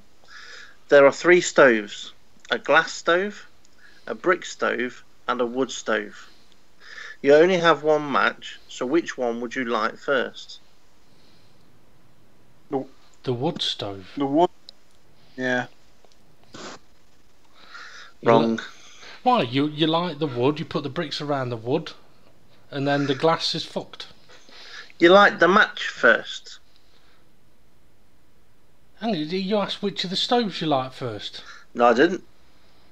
Which would you light first? Oh, you fucking knob. I read it as there are 3 stoves: a glass stove, a brick stove, and a wood stove. You only have 1 match. Which would you light first? Oh, yeah. Okay, so James, this one's for you. John's mother has 3 children. The first is named April. The second is named May. What is the name of the 3rd child? June. It's John. It's John. July. No, I'll read it again. August. John's mother has 3 children. The first is named April. The second is May. What is the name of the 3rd child? June. John. Definitely June. No, it's John, because it's John's mother has you're 3 wrong, children. Steve. No, it's Ford Sierra. You're wrong, Steve. Right, Dave, for you this one. What word would you use to describe a man who does not have all his fingers on one hand? Crab hands. Normal. James, do you have an answer? Mr. Fingers. Now, Dave was right. You call him normal because not many people have all their fingers on one hand. Mm. Yeah. So, I James, the next one. Is it legal for a man to marry his widow's sister? If he gets a divorce. Well, he's widowed, isn't he? Yeah, but I'm sure there's some legal thing. Mind you, I've just got it. I don't know. Go on then, Dave. He can't marry his own sister. No. It's not illegal. It's not legal, but since he is dead, it would be hard to do so. What? Is it legal for a man to marry his widow's sister? Okay, you fucking lost me on that one. Right. His widow, alright, is alive, and he's the one that's dead. That's why she's a widow. So he is dead. So how the hell is he going to marry his widow's sister? You're sick. Right. Next question. How was it possible that every single person in an aeroplane crash died, but 2 people survived? Do you want me to read it again? Yeah, she just said everybody's dead, but then what? Alright. How is it possible that every single person in an aeroplane crash died, but 2 people survived? They weren't in the aeroplane. They were. Ah, they were in a helicopter. No. James, any idea? I ain't got a fucking clue now. Okay. The 2 survivors were married, so they were not single. Oh, you fucking knobhead. How was it possible that every single person in an aeroplane crash died? Yeah. Okay, next one. What do you sit on, sleep on, and brush your teeth with? Hand. No. This one is probably the easiest one out of all of them.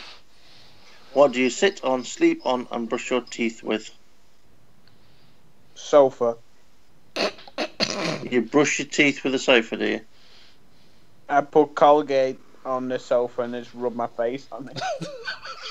Okay. The answer? Do you want the answer? No. Sofa. The answer is a chair, a bed, a toothbrush. Told you it was the easiest one. Alright, okay. Who is bigger? You. Mr. Big. Mr. Bigger, Mrs. Bigger, or their baby?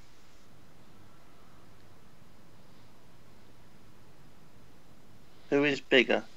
Mr. Bigger, Mrs. Bigger, or their baby? The baby.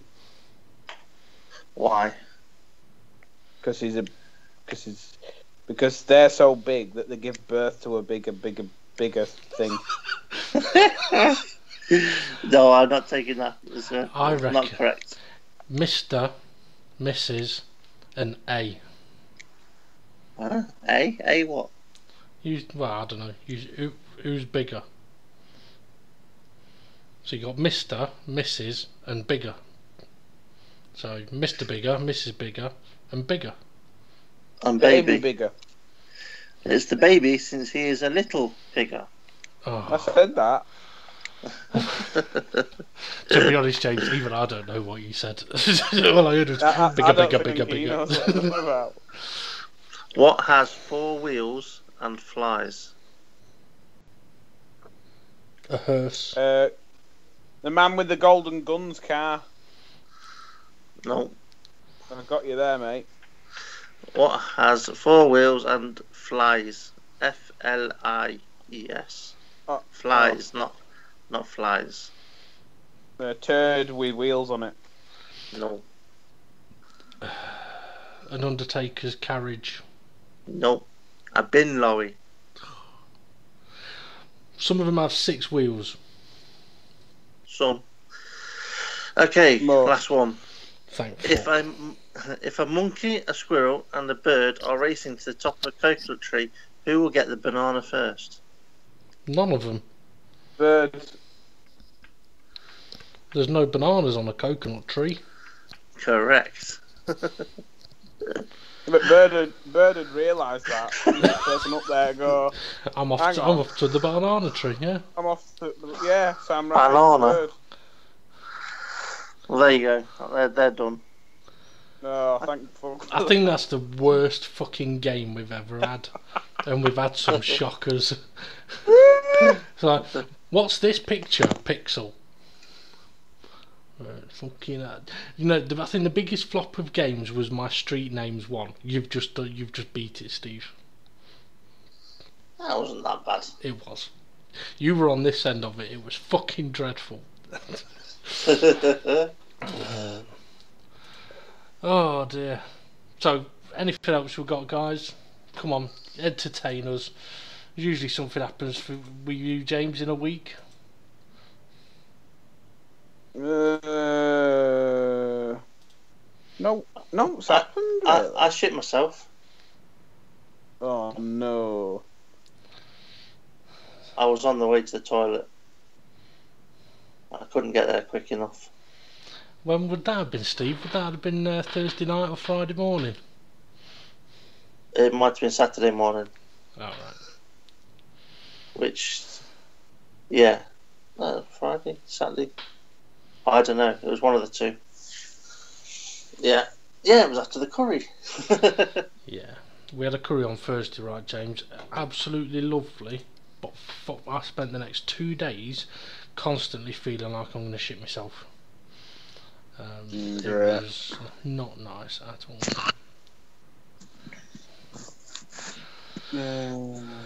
Oh dear.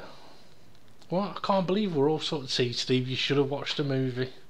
We're all sat here now thinking, oh, we've got nothing to say. What movie should I have watched? Apollo 13.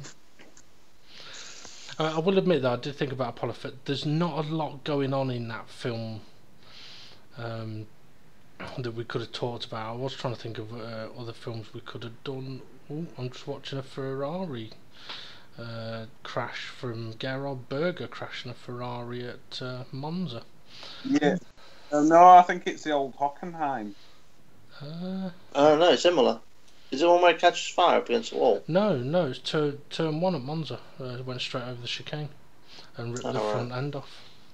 No, I'm sure it's the old Hockenheim because it's showing you German crashes at German tracks. It didn't look like a Hockenheim chicane. I could be wrong. Yeah, it'd be the old Hockenheim, wouldn't it? So it'd be. Oh, well, who's that? Magnussen rolling Massa. The turn 1. That's why I said I think there's going to be. You could be right though. You know, turn 1 at the start of Hockenheim, at the start of a race, is a little bit evil. Can I change my prediction? No. No. They're locked in. They're locked in.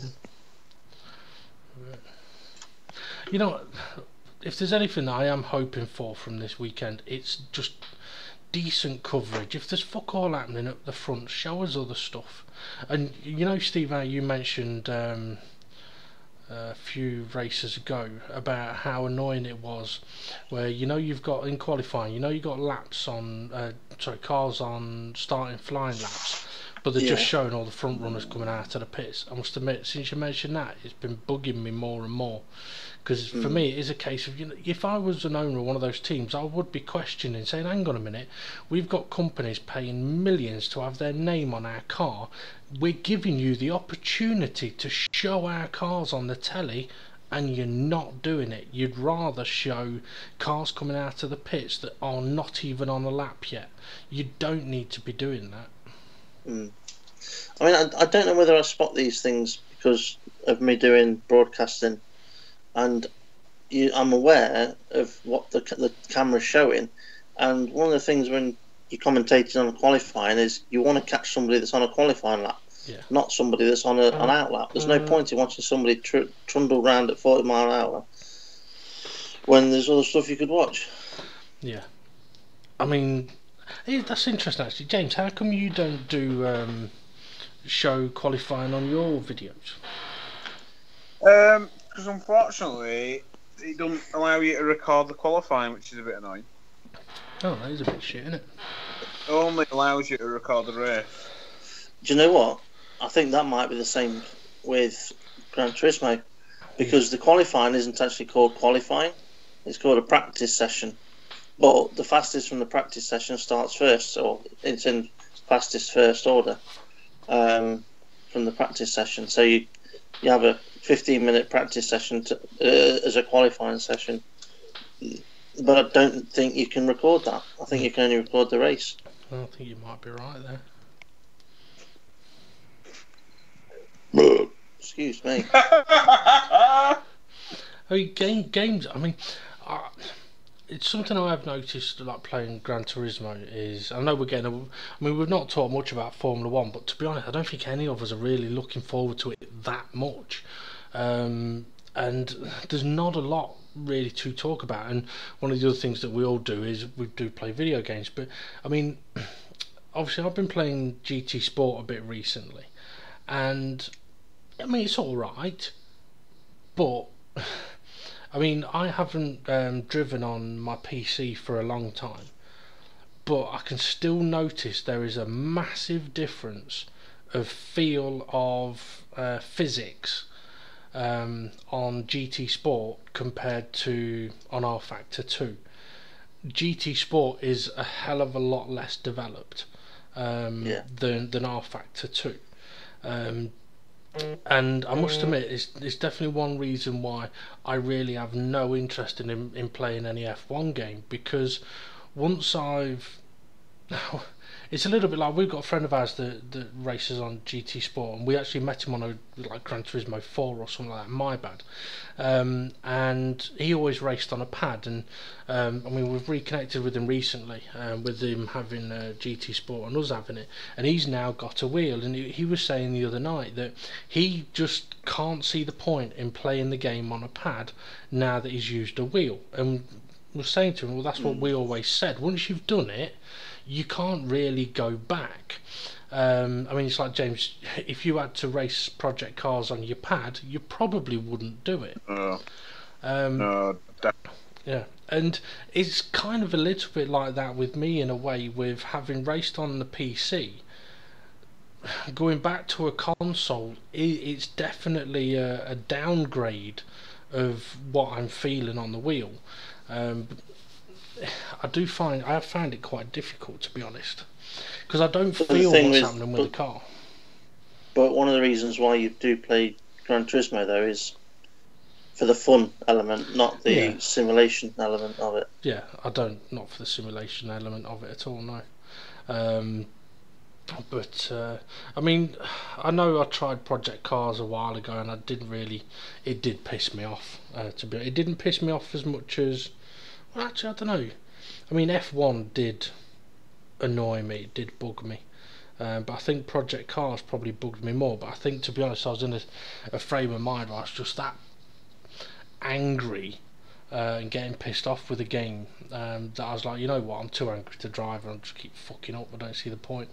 But a lot of that can be down to the car, because one thing I do remember about the first Project Cars was there were certain cars where if you didn't adjust the gear in, whenever you went down to second gear, you'd just spin the car. Yes, yeah, I think it was like that Formula 8 was fucking ridiculous. Yeah. But yeah, I've got to say, I've driven the IndyCar, and it feels just really nice to drive. And the only time you feel like the rear end's sliding a bit is when like you're on clapped out tyres. Yeah. It does feel nice. But like the main thing for me were, and it probably is similar for you with like R Factor. If you can feel what the tyres are doing through just the steering wheel and your eyes, obviously, you have a better understanding as to what's going on through the car. Yeah. And through Project Cars, I can show what I can do 10 times more than if I were on a Formula 1 game. Yeah. Because on a Formula 1 game, you're going completely on visual because you haven't got a fucking clue what the car's doing. Yeah. Yeah, that for me, I when I last tried the F1 games, I couldn't stand that.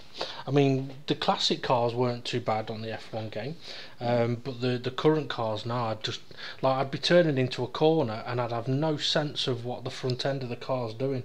I couldn't tell if I had grip, but I wasn't turning enough, or whether I was getting understeer, or I just had nothing. Whereas at least on R Factor, you always had a feel of, you could feel the grip at all times. So when the grip started to go, you'd be like, right, I'm reaching the limit, there's the limit, it's gone. So and that difference is massive. It's absolutely massive. Yeah, I mean on Formula 1 it's like, yeah, you got shitloads of grip, now you've got fuck all. Yeah. Well, like I say, Dave, if you are not too pissed off with Project Cars 2 and you fancy just having a 30-minute race on a Monday night, you're more than welcome. You never know. I might have to ask Steve if I can borrow the game. I might have to say no, just to wind James up. I'd make an embarrassment of myself, or I'd beat everybody. It'd be one of the two. Oh yeah, you turn up and just piss me off. I'll be like, I'll get to a point where I'm like, I can just about win, and then you'll turn up and just beat me. I'm like, fuck's sake. To be honest, that probably wouldn't happen at all. I mean, it's weird. I think one of the reasons why I haven't driven on R Factor recently is because I've been so out of practice on it. I know it'd probably do me head in, because I would have to get myself into practice again. But not only that, I don't know if you've had it, with the weather being how it has been lately. Oh, last night, my face, everything about me was dripping wet. I'm there driving along, there's sweat dripping off my nose into my mouth. I'm like licking my lips for a bit of moisture, and I'm bombing round corner. I was just like, oh my god, it's so hot. I'll give you a handy tip now, James. Tea towel. Get a fan. No, tea towel. Fan is a good idea. Tea towel. Just have a tea towel next to you, so when you get sweaty on your face, you can just pick it up, wipe your face, put it down again. It doesn't change the fact, and I know Steve's experience. I mean, anyone that's been doing sim racing in the UK in the last month or two is going to understand this. You do your driving, and then you go, oh, you know what, I need to grab a drink. You take your headset off, you stand up, you go, fucking hell, my back is soaked, my arse is soaked, I feel like I've pissed myself. And then you go get a drink, you come and sit down, and you're like, oh, that's fucking gross. Then you put your headset on, and your fucking headset's drenched. And you're like, you know, I mean, me, whenever we've played GT recently, as soon as we've finished and I've got up and like to get a drink, I've got up and gone, I need to get changed, because I'm that fucking damp. It's fucking hot. It's like, I mean, I said to Steve the other night, so I'm going to end up with fucking nappy rash. But yeah, I mean, the weather has put me off using the wheel a lot, but I've also had the excuse of my arm not being 100%. But I mean, it wasn't Donington you did last night. I mean, if you were in a full-on battle in a race last night, I can imagine that would. I mean, as Dave the Art was saying, I can imagine that was awful with the heat last night. 35 minutes of solid. Somebody up my ass, somebody side by side, somebody just in front of me, constantly. Well, surely you would have pitted at some point, had a chance for a drink. No pit stops. The tyres held up really well, so if you'd have pitted, you'd have just lost time. So there were no break for 35 minutes. I'll give you another tip now, and this was a tip I gave to Steve. Was, you know, if you're in races where you're finding you don't have a chance to get a drink, have a couple of sweets, boiled sweets. So you pop one in just before you start, and then all you need to do is pick the other one up when you need it.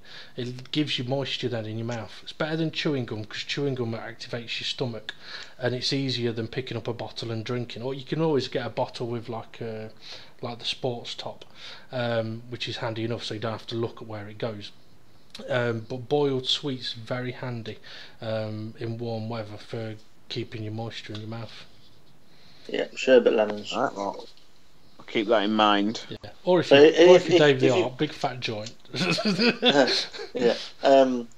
If you get boiled sweets that come individually wrapped, unwrap them as well before you start racing. Yeah, otherwise you'll be going down the street. Yeah. Can I watch TV please before I go to bed? Yeah, you can, yeah. Oh. Turn it off! Oh! I just realised. What you got on? Yeah, you weren't on mute, James. We heard Vicky. I've not hung the towels out. What do you mean I haven't hung the towels out? I've done anything. Well, you should have told me. You'll even know. That's not. You should. I didn't know they were wet. You should know these, James. These things, James. Come on. A woman knows the towels need hanging out. A man should know as well. Oh, bloody hell. I'm in doghouse. Hang on.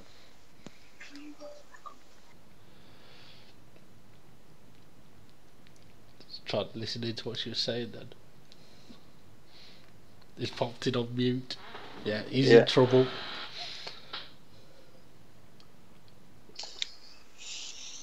James is getting his ass whipped.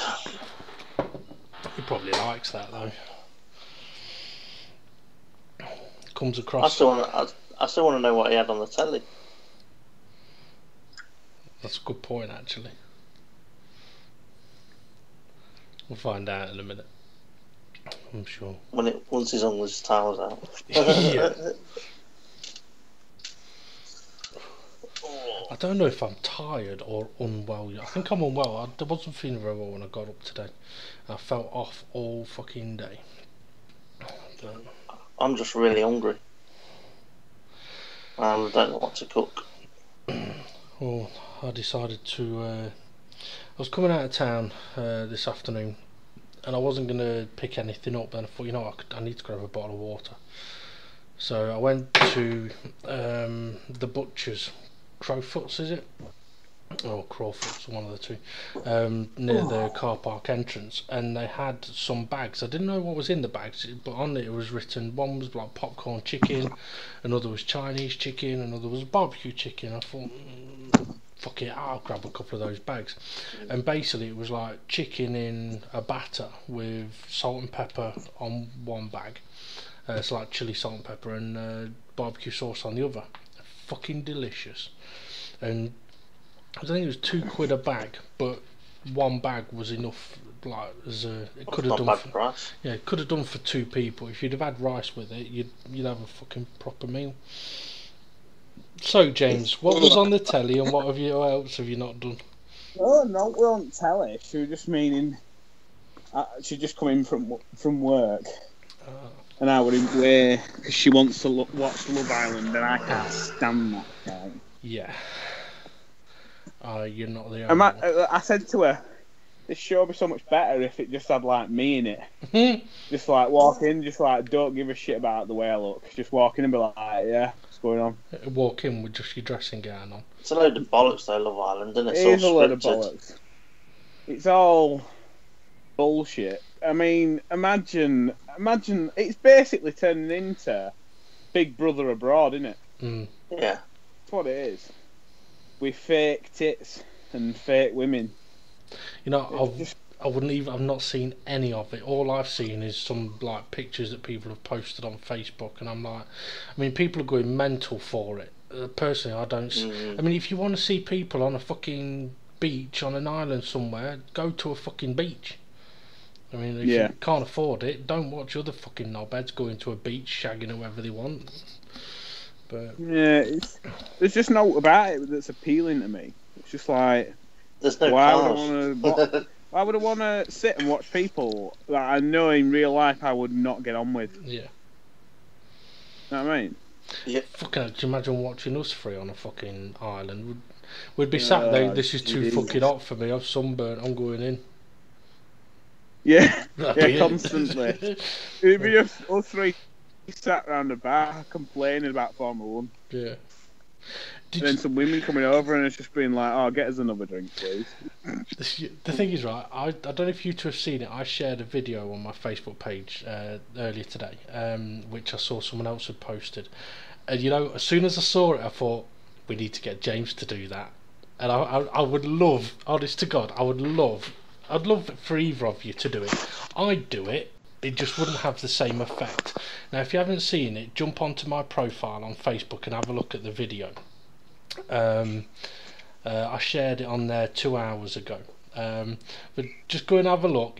Should have subtitles on it. But straight away, I just thought, that's James, that is. But I'd love it if you actually did it. Hang on, let's have a look. God, I haven't used Facebook in ages. I hardly ever use it.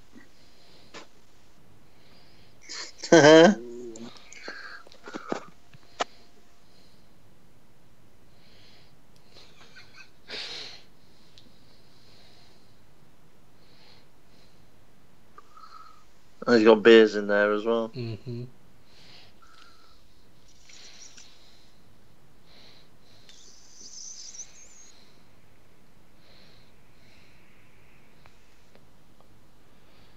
Now, I know for anyone that's listening in at the moment, this isn't a very exciting part for you. But if you happen to know me, check out the video I put on my Facebook feed.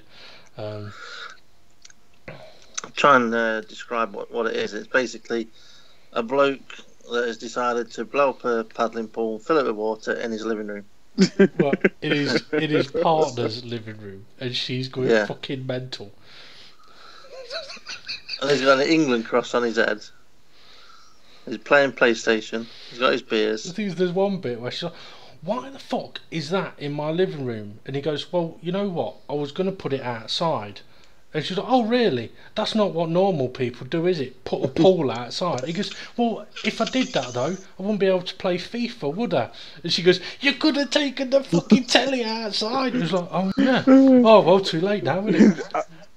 The best shot is the shot of the dog just like, am I really watching this? Yeah. The thing is, it's a shame you can't hear it as well, because her accent is fucking brilliant.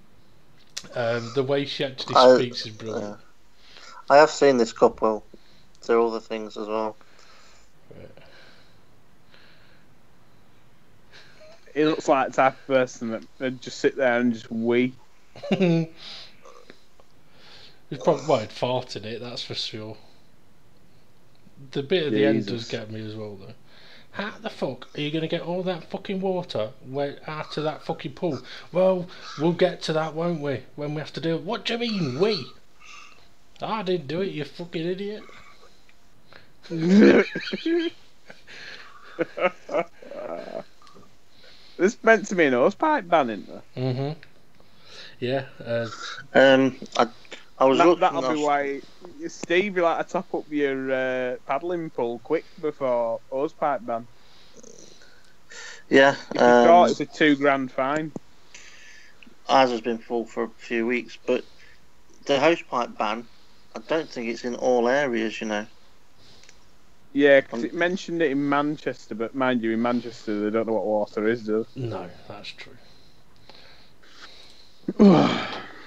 I must admit, when I did see that though, I did look at my place and go, I've got enough room in here to do that. But knowing my luck, it would fucking pop. And it's the Northwest. Millions face host pipe ban in the Northwest. That's Dave the Arp, unfortunately. I'm sure Dave won't mind. I thought I lost my bottle of water there. Southern Water has no plans to introduce a host pipe ban. I know that we've been having lower water pressure recently. Yeah, my shower's gone proper shit. Yeah, same here. It's like being in, I was going to say the old ages, but actually it's not that long ago that all showers were, well actually it's not that long ago that showers didn't really fucking exist.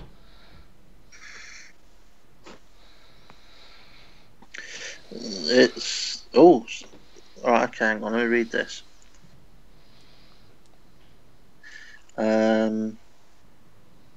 Northern Iron Water and Severn Trent. But we're in Severn Trent. Yeah. I don't know. It says north, but it keeps going on about northwest.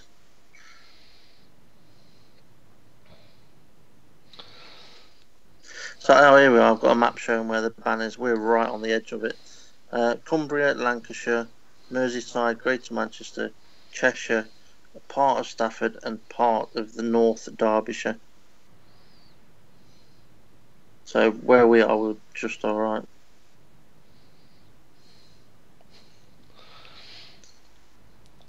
Well, hopefully we don't end up with.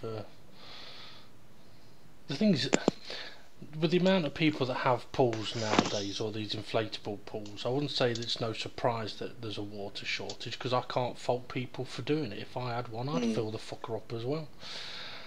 Yeah. Best thing we've done with ours though is to put chlorine tablets in it, because it's kept the water clear. What we're going to do is scoop the flies out every day. Yeah. We got a cover for it, but oh yeah, that's right.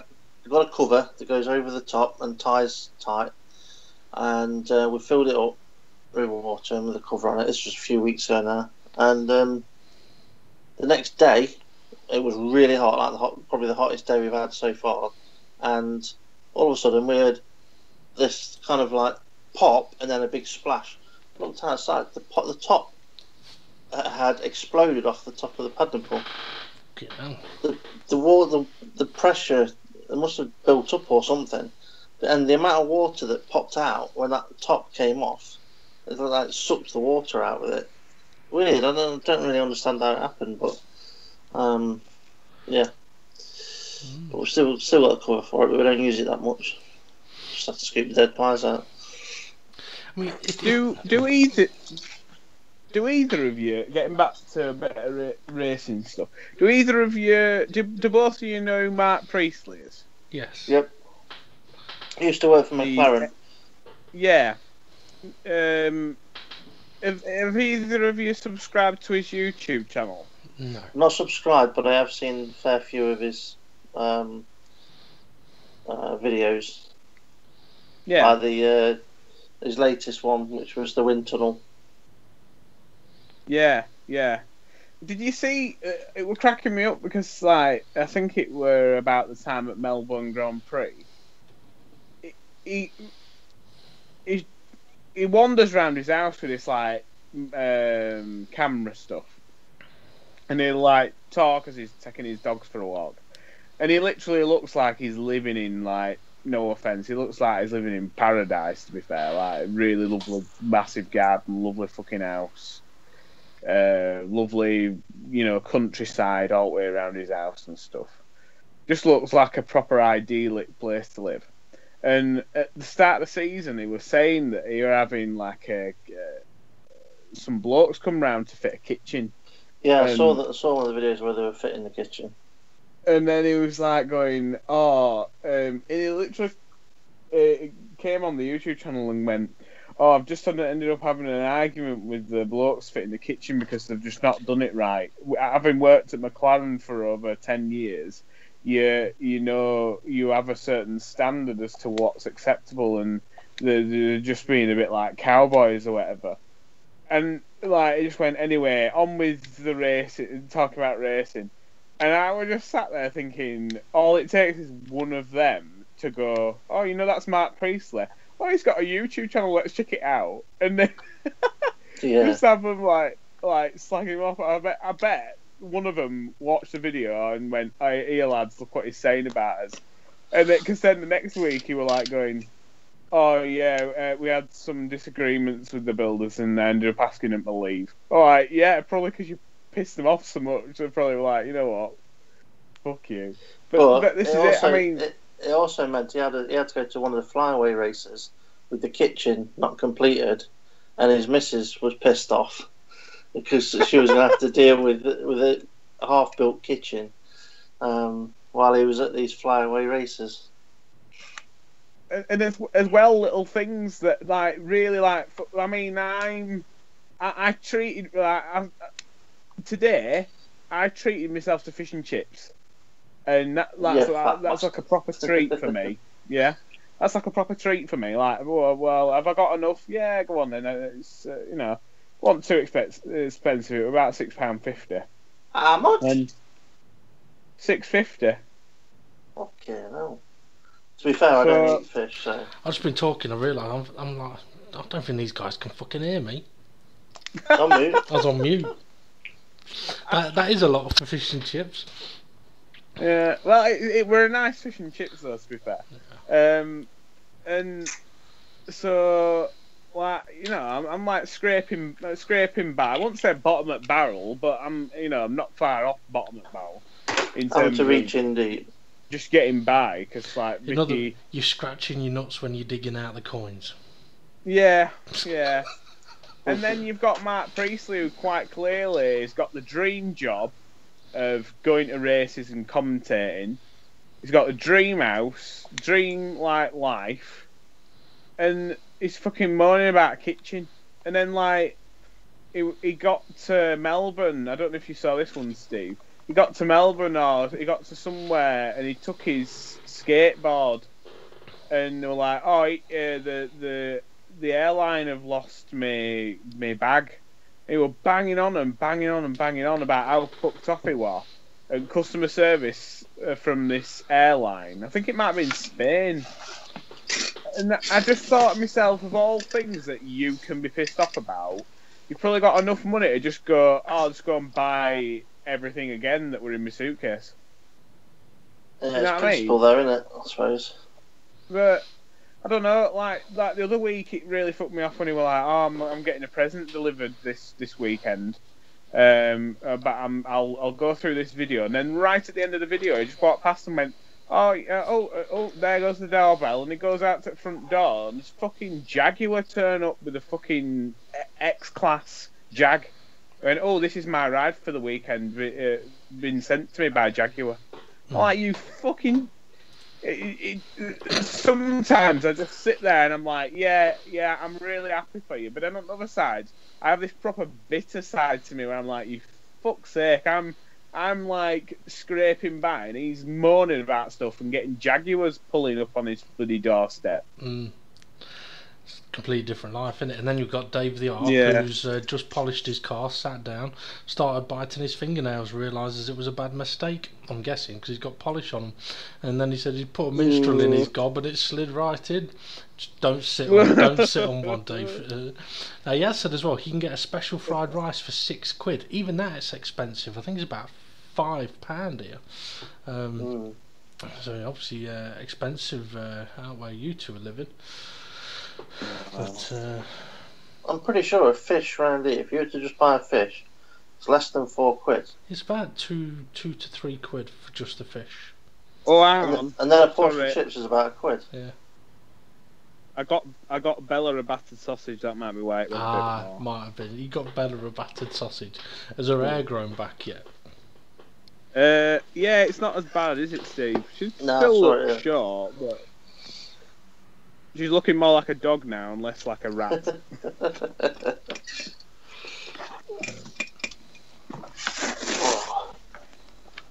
Well, Next. Well, It's weird, isn't it? I come unprepared and we're all pretty much stumped.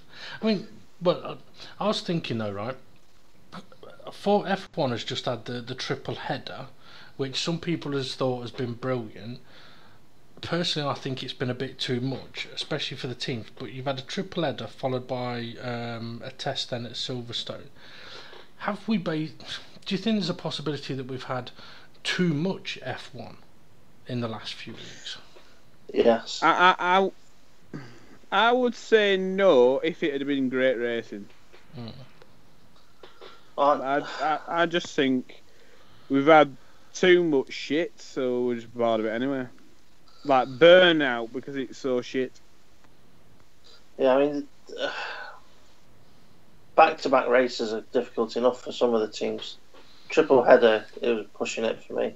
I think for looking at not for me personally, but from their perspective. Well, but just going to mention Vettel's neck, how he was struggling with neck ache. yeah. Is that a result of having 3 races back to back? Depends what he was doing with the bird. True. I mean, Maybe he was trying to reach his own. Maybe. I mean, I know Button did say that you can easily tweak your neck or your back going over any curb at any time. Because some people, I know Bottas, he did his back, didn't he? Was it Austria a couple of years ago? I think it was Austria. Went over a curb too aggressively and did his back, or he did it somewhere else and then triggered it again at Austria. Maldonado did it when his car got airborne. Yeah. And I mean, Austria is a bit violent with the curb, so it's possible that it is from doing so much racing. But at the same time, I mean, the drivers are much fitter now than they ever were. That's for certain. But anyone can get injured at any point. I mean, interestingly, you know, we're going on about those F1 documentaries that we were watching. I did watch the Doctor one that you'd mentioned to us. Yeah. That was very enlightening, to be honest. Very interesting. Getting the insight from basically the guy that took over from Sid Watkins and what it was really like for the doctors at Formula One and what it was like up until the point that he stopped. And to be fair, the way he ended up not doing the job anymore, I couldn't believe it. I mean, we could tell. I'm pretty sure I said to you, Dave, that the person that ended up coming in and taking his job off him was someone that never been a doctor of a motorsport event. Never even been to a motorsport. Well, he may have been to a motorsport event, but because he was an F1 fan. He had no experience of the injuries and the stuff that can be expected. Yeah. But I mean, that guy, Gary, is it?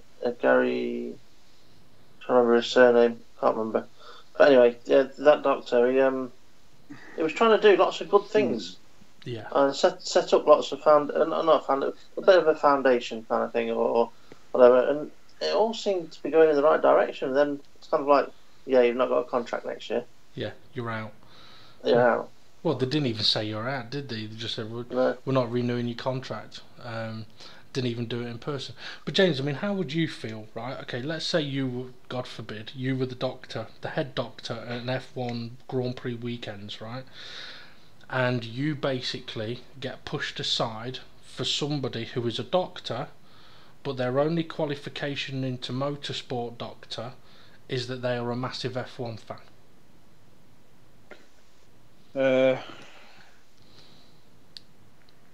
If I'd been sacked and somebody else had got a job, I'd just say, like, fuck off then, and good luck.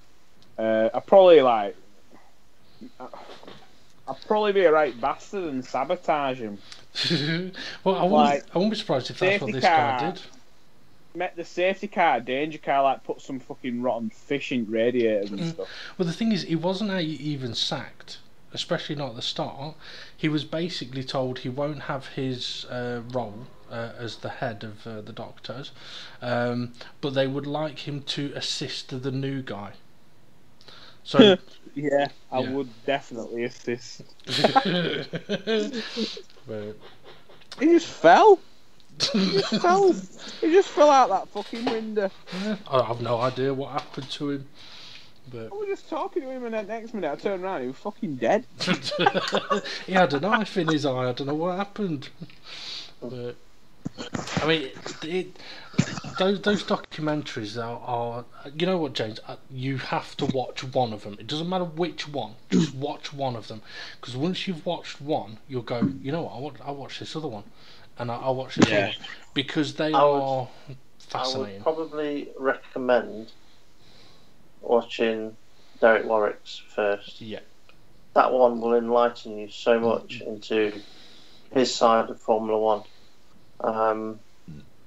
But to be honest, I found the Doctor one equally interesting, and the Maury Walker one was just as interesting.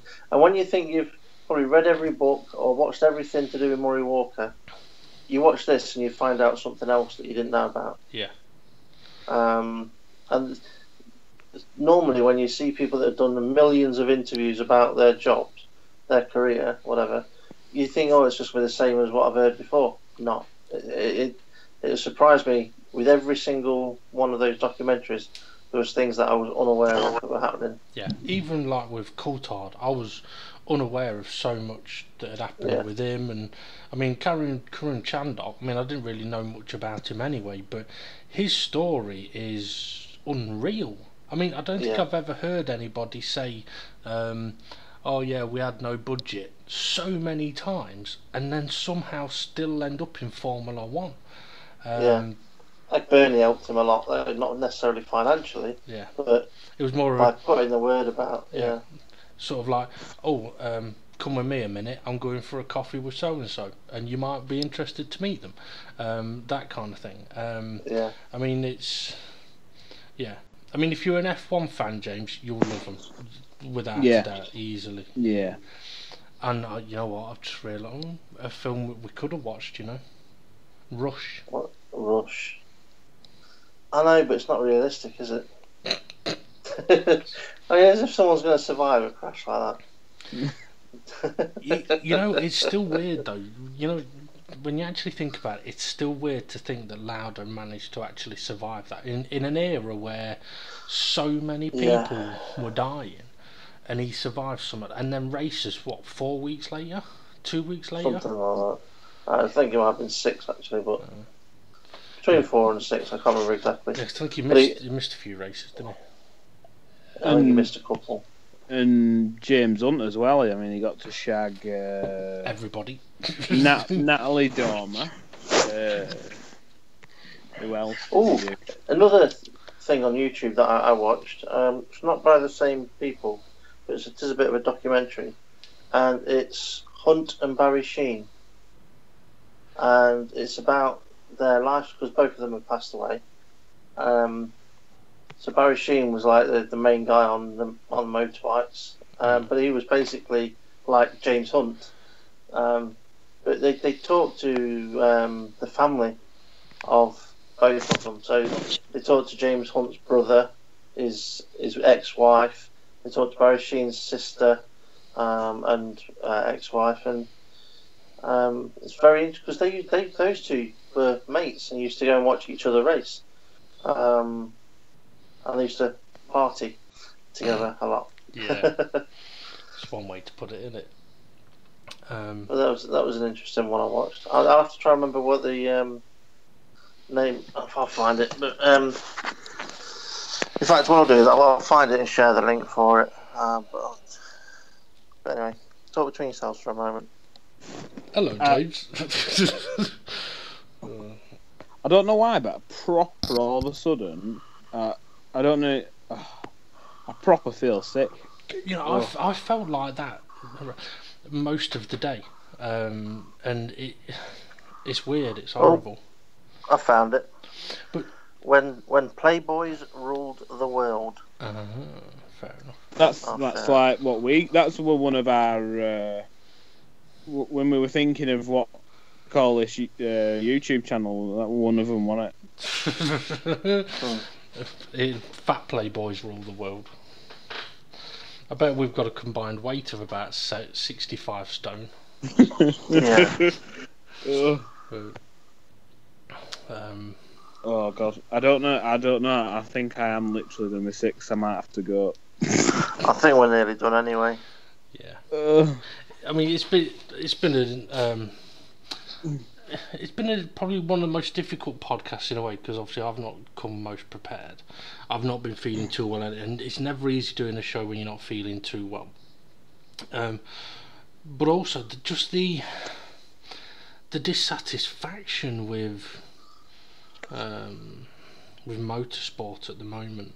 I mean, I was reading as well. I mean, Channel 4 lose their rights, I believe, for Formula 1 from next year. Yeah, so the only place to watch it will be on Sky. Yeah. There won't be any highlights anywhere else. But stupidly, if we lived in a different country, we wouldn't have that problem. Because Sky is only exclusive on Sky in the UK. Yeah. Which is fucking, well, it's fucking stupid. But I don't know. So James is going to throw up. So if we sit here good, I think we should stay online till he's chucked. No, if I hear someone throwing up, I'd do it myself. Oh.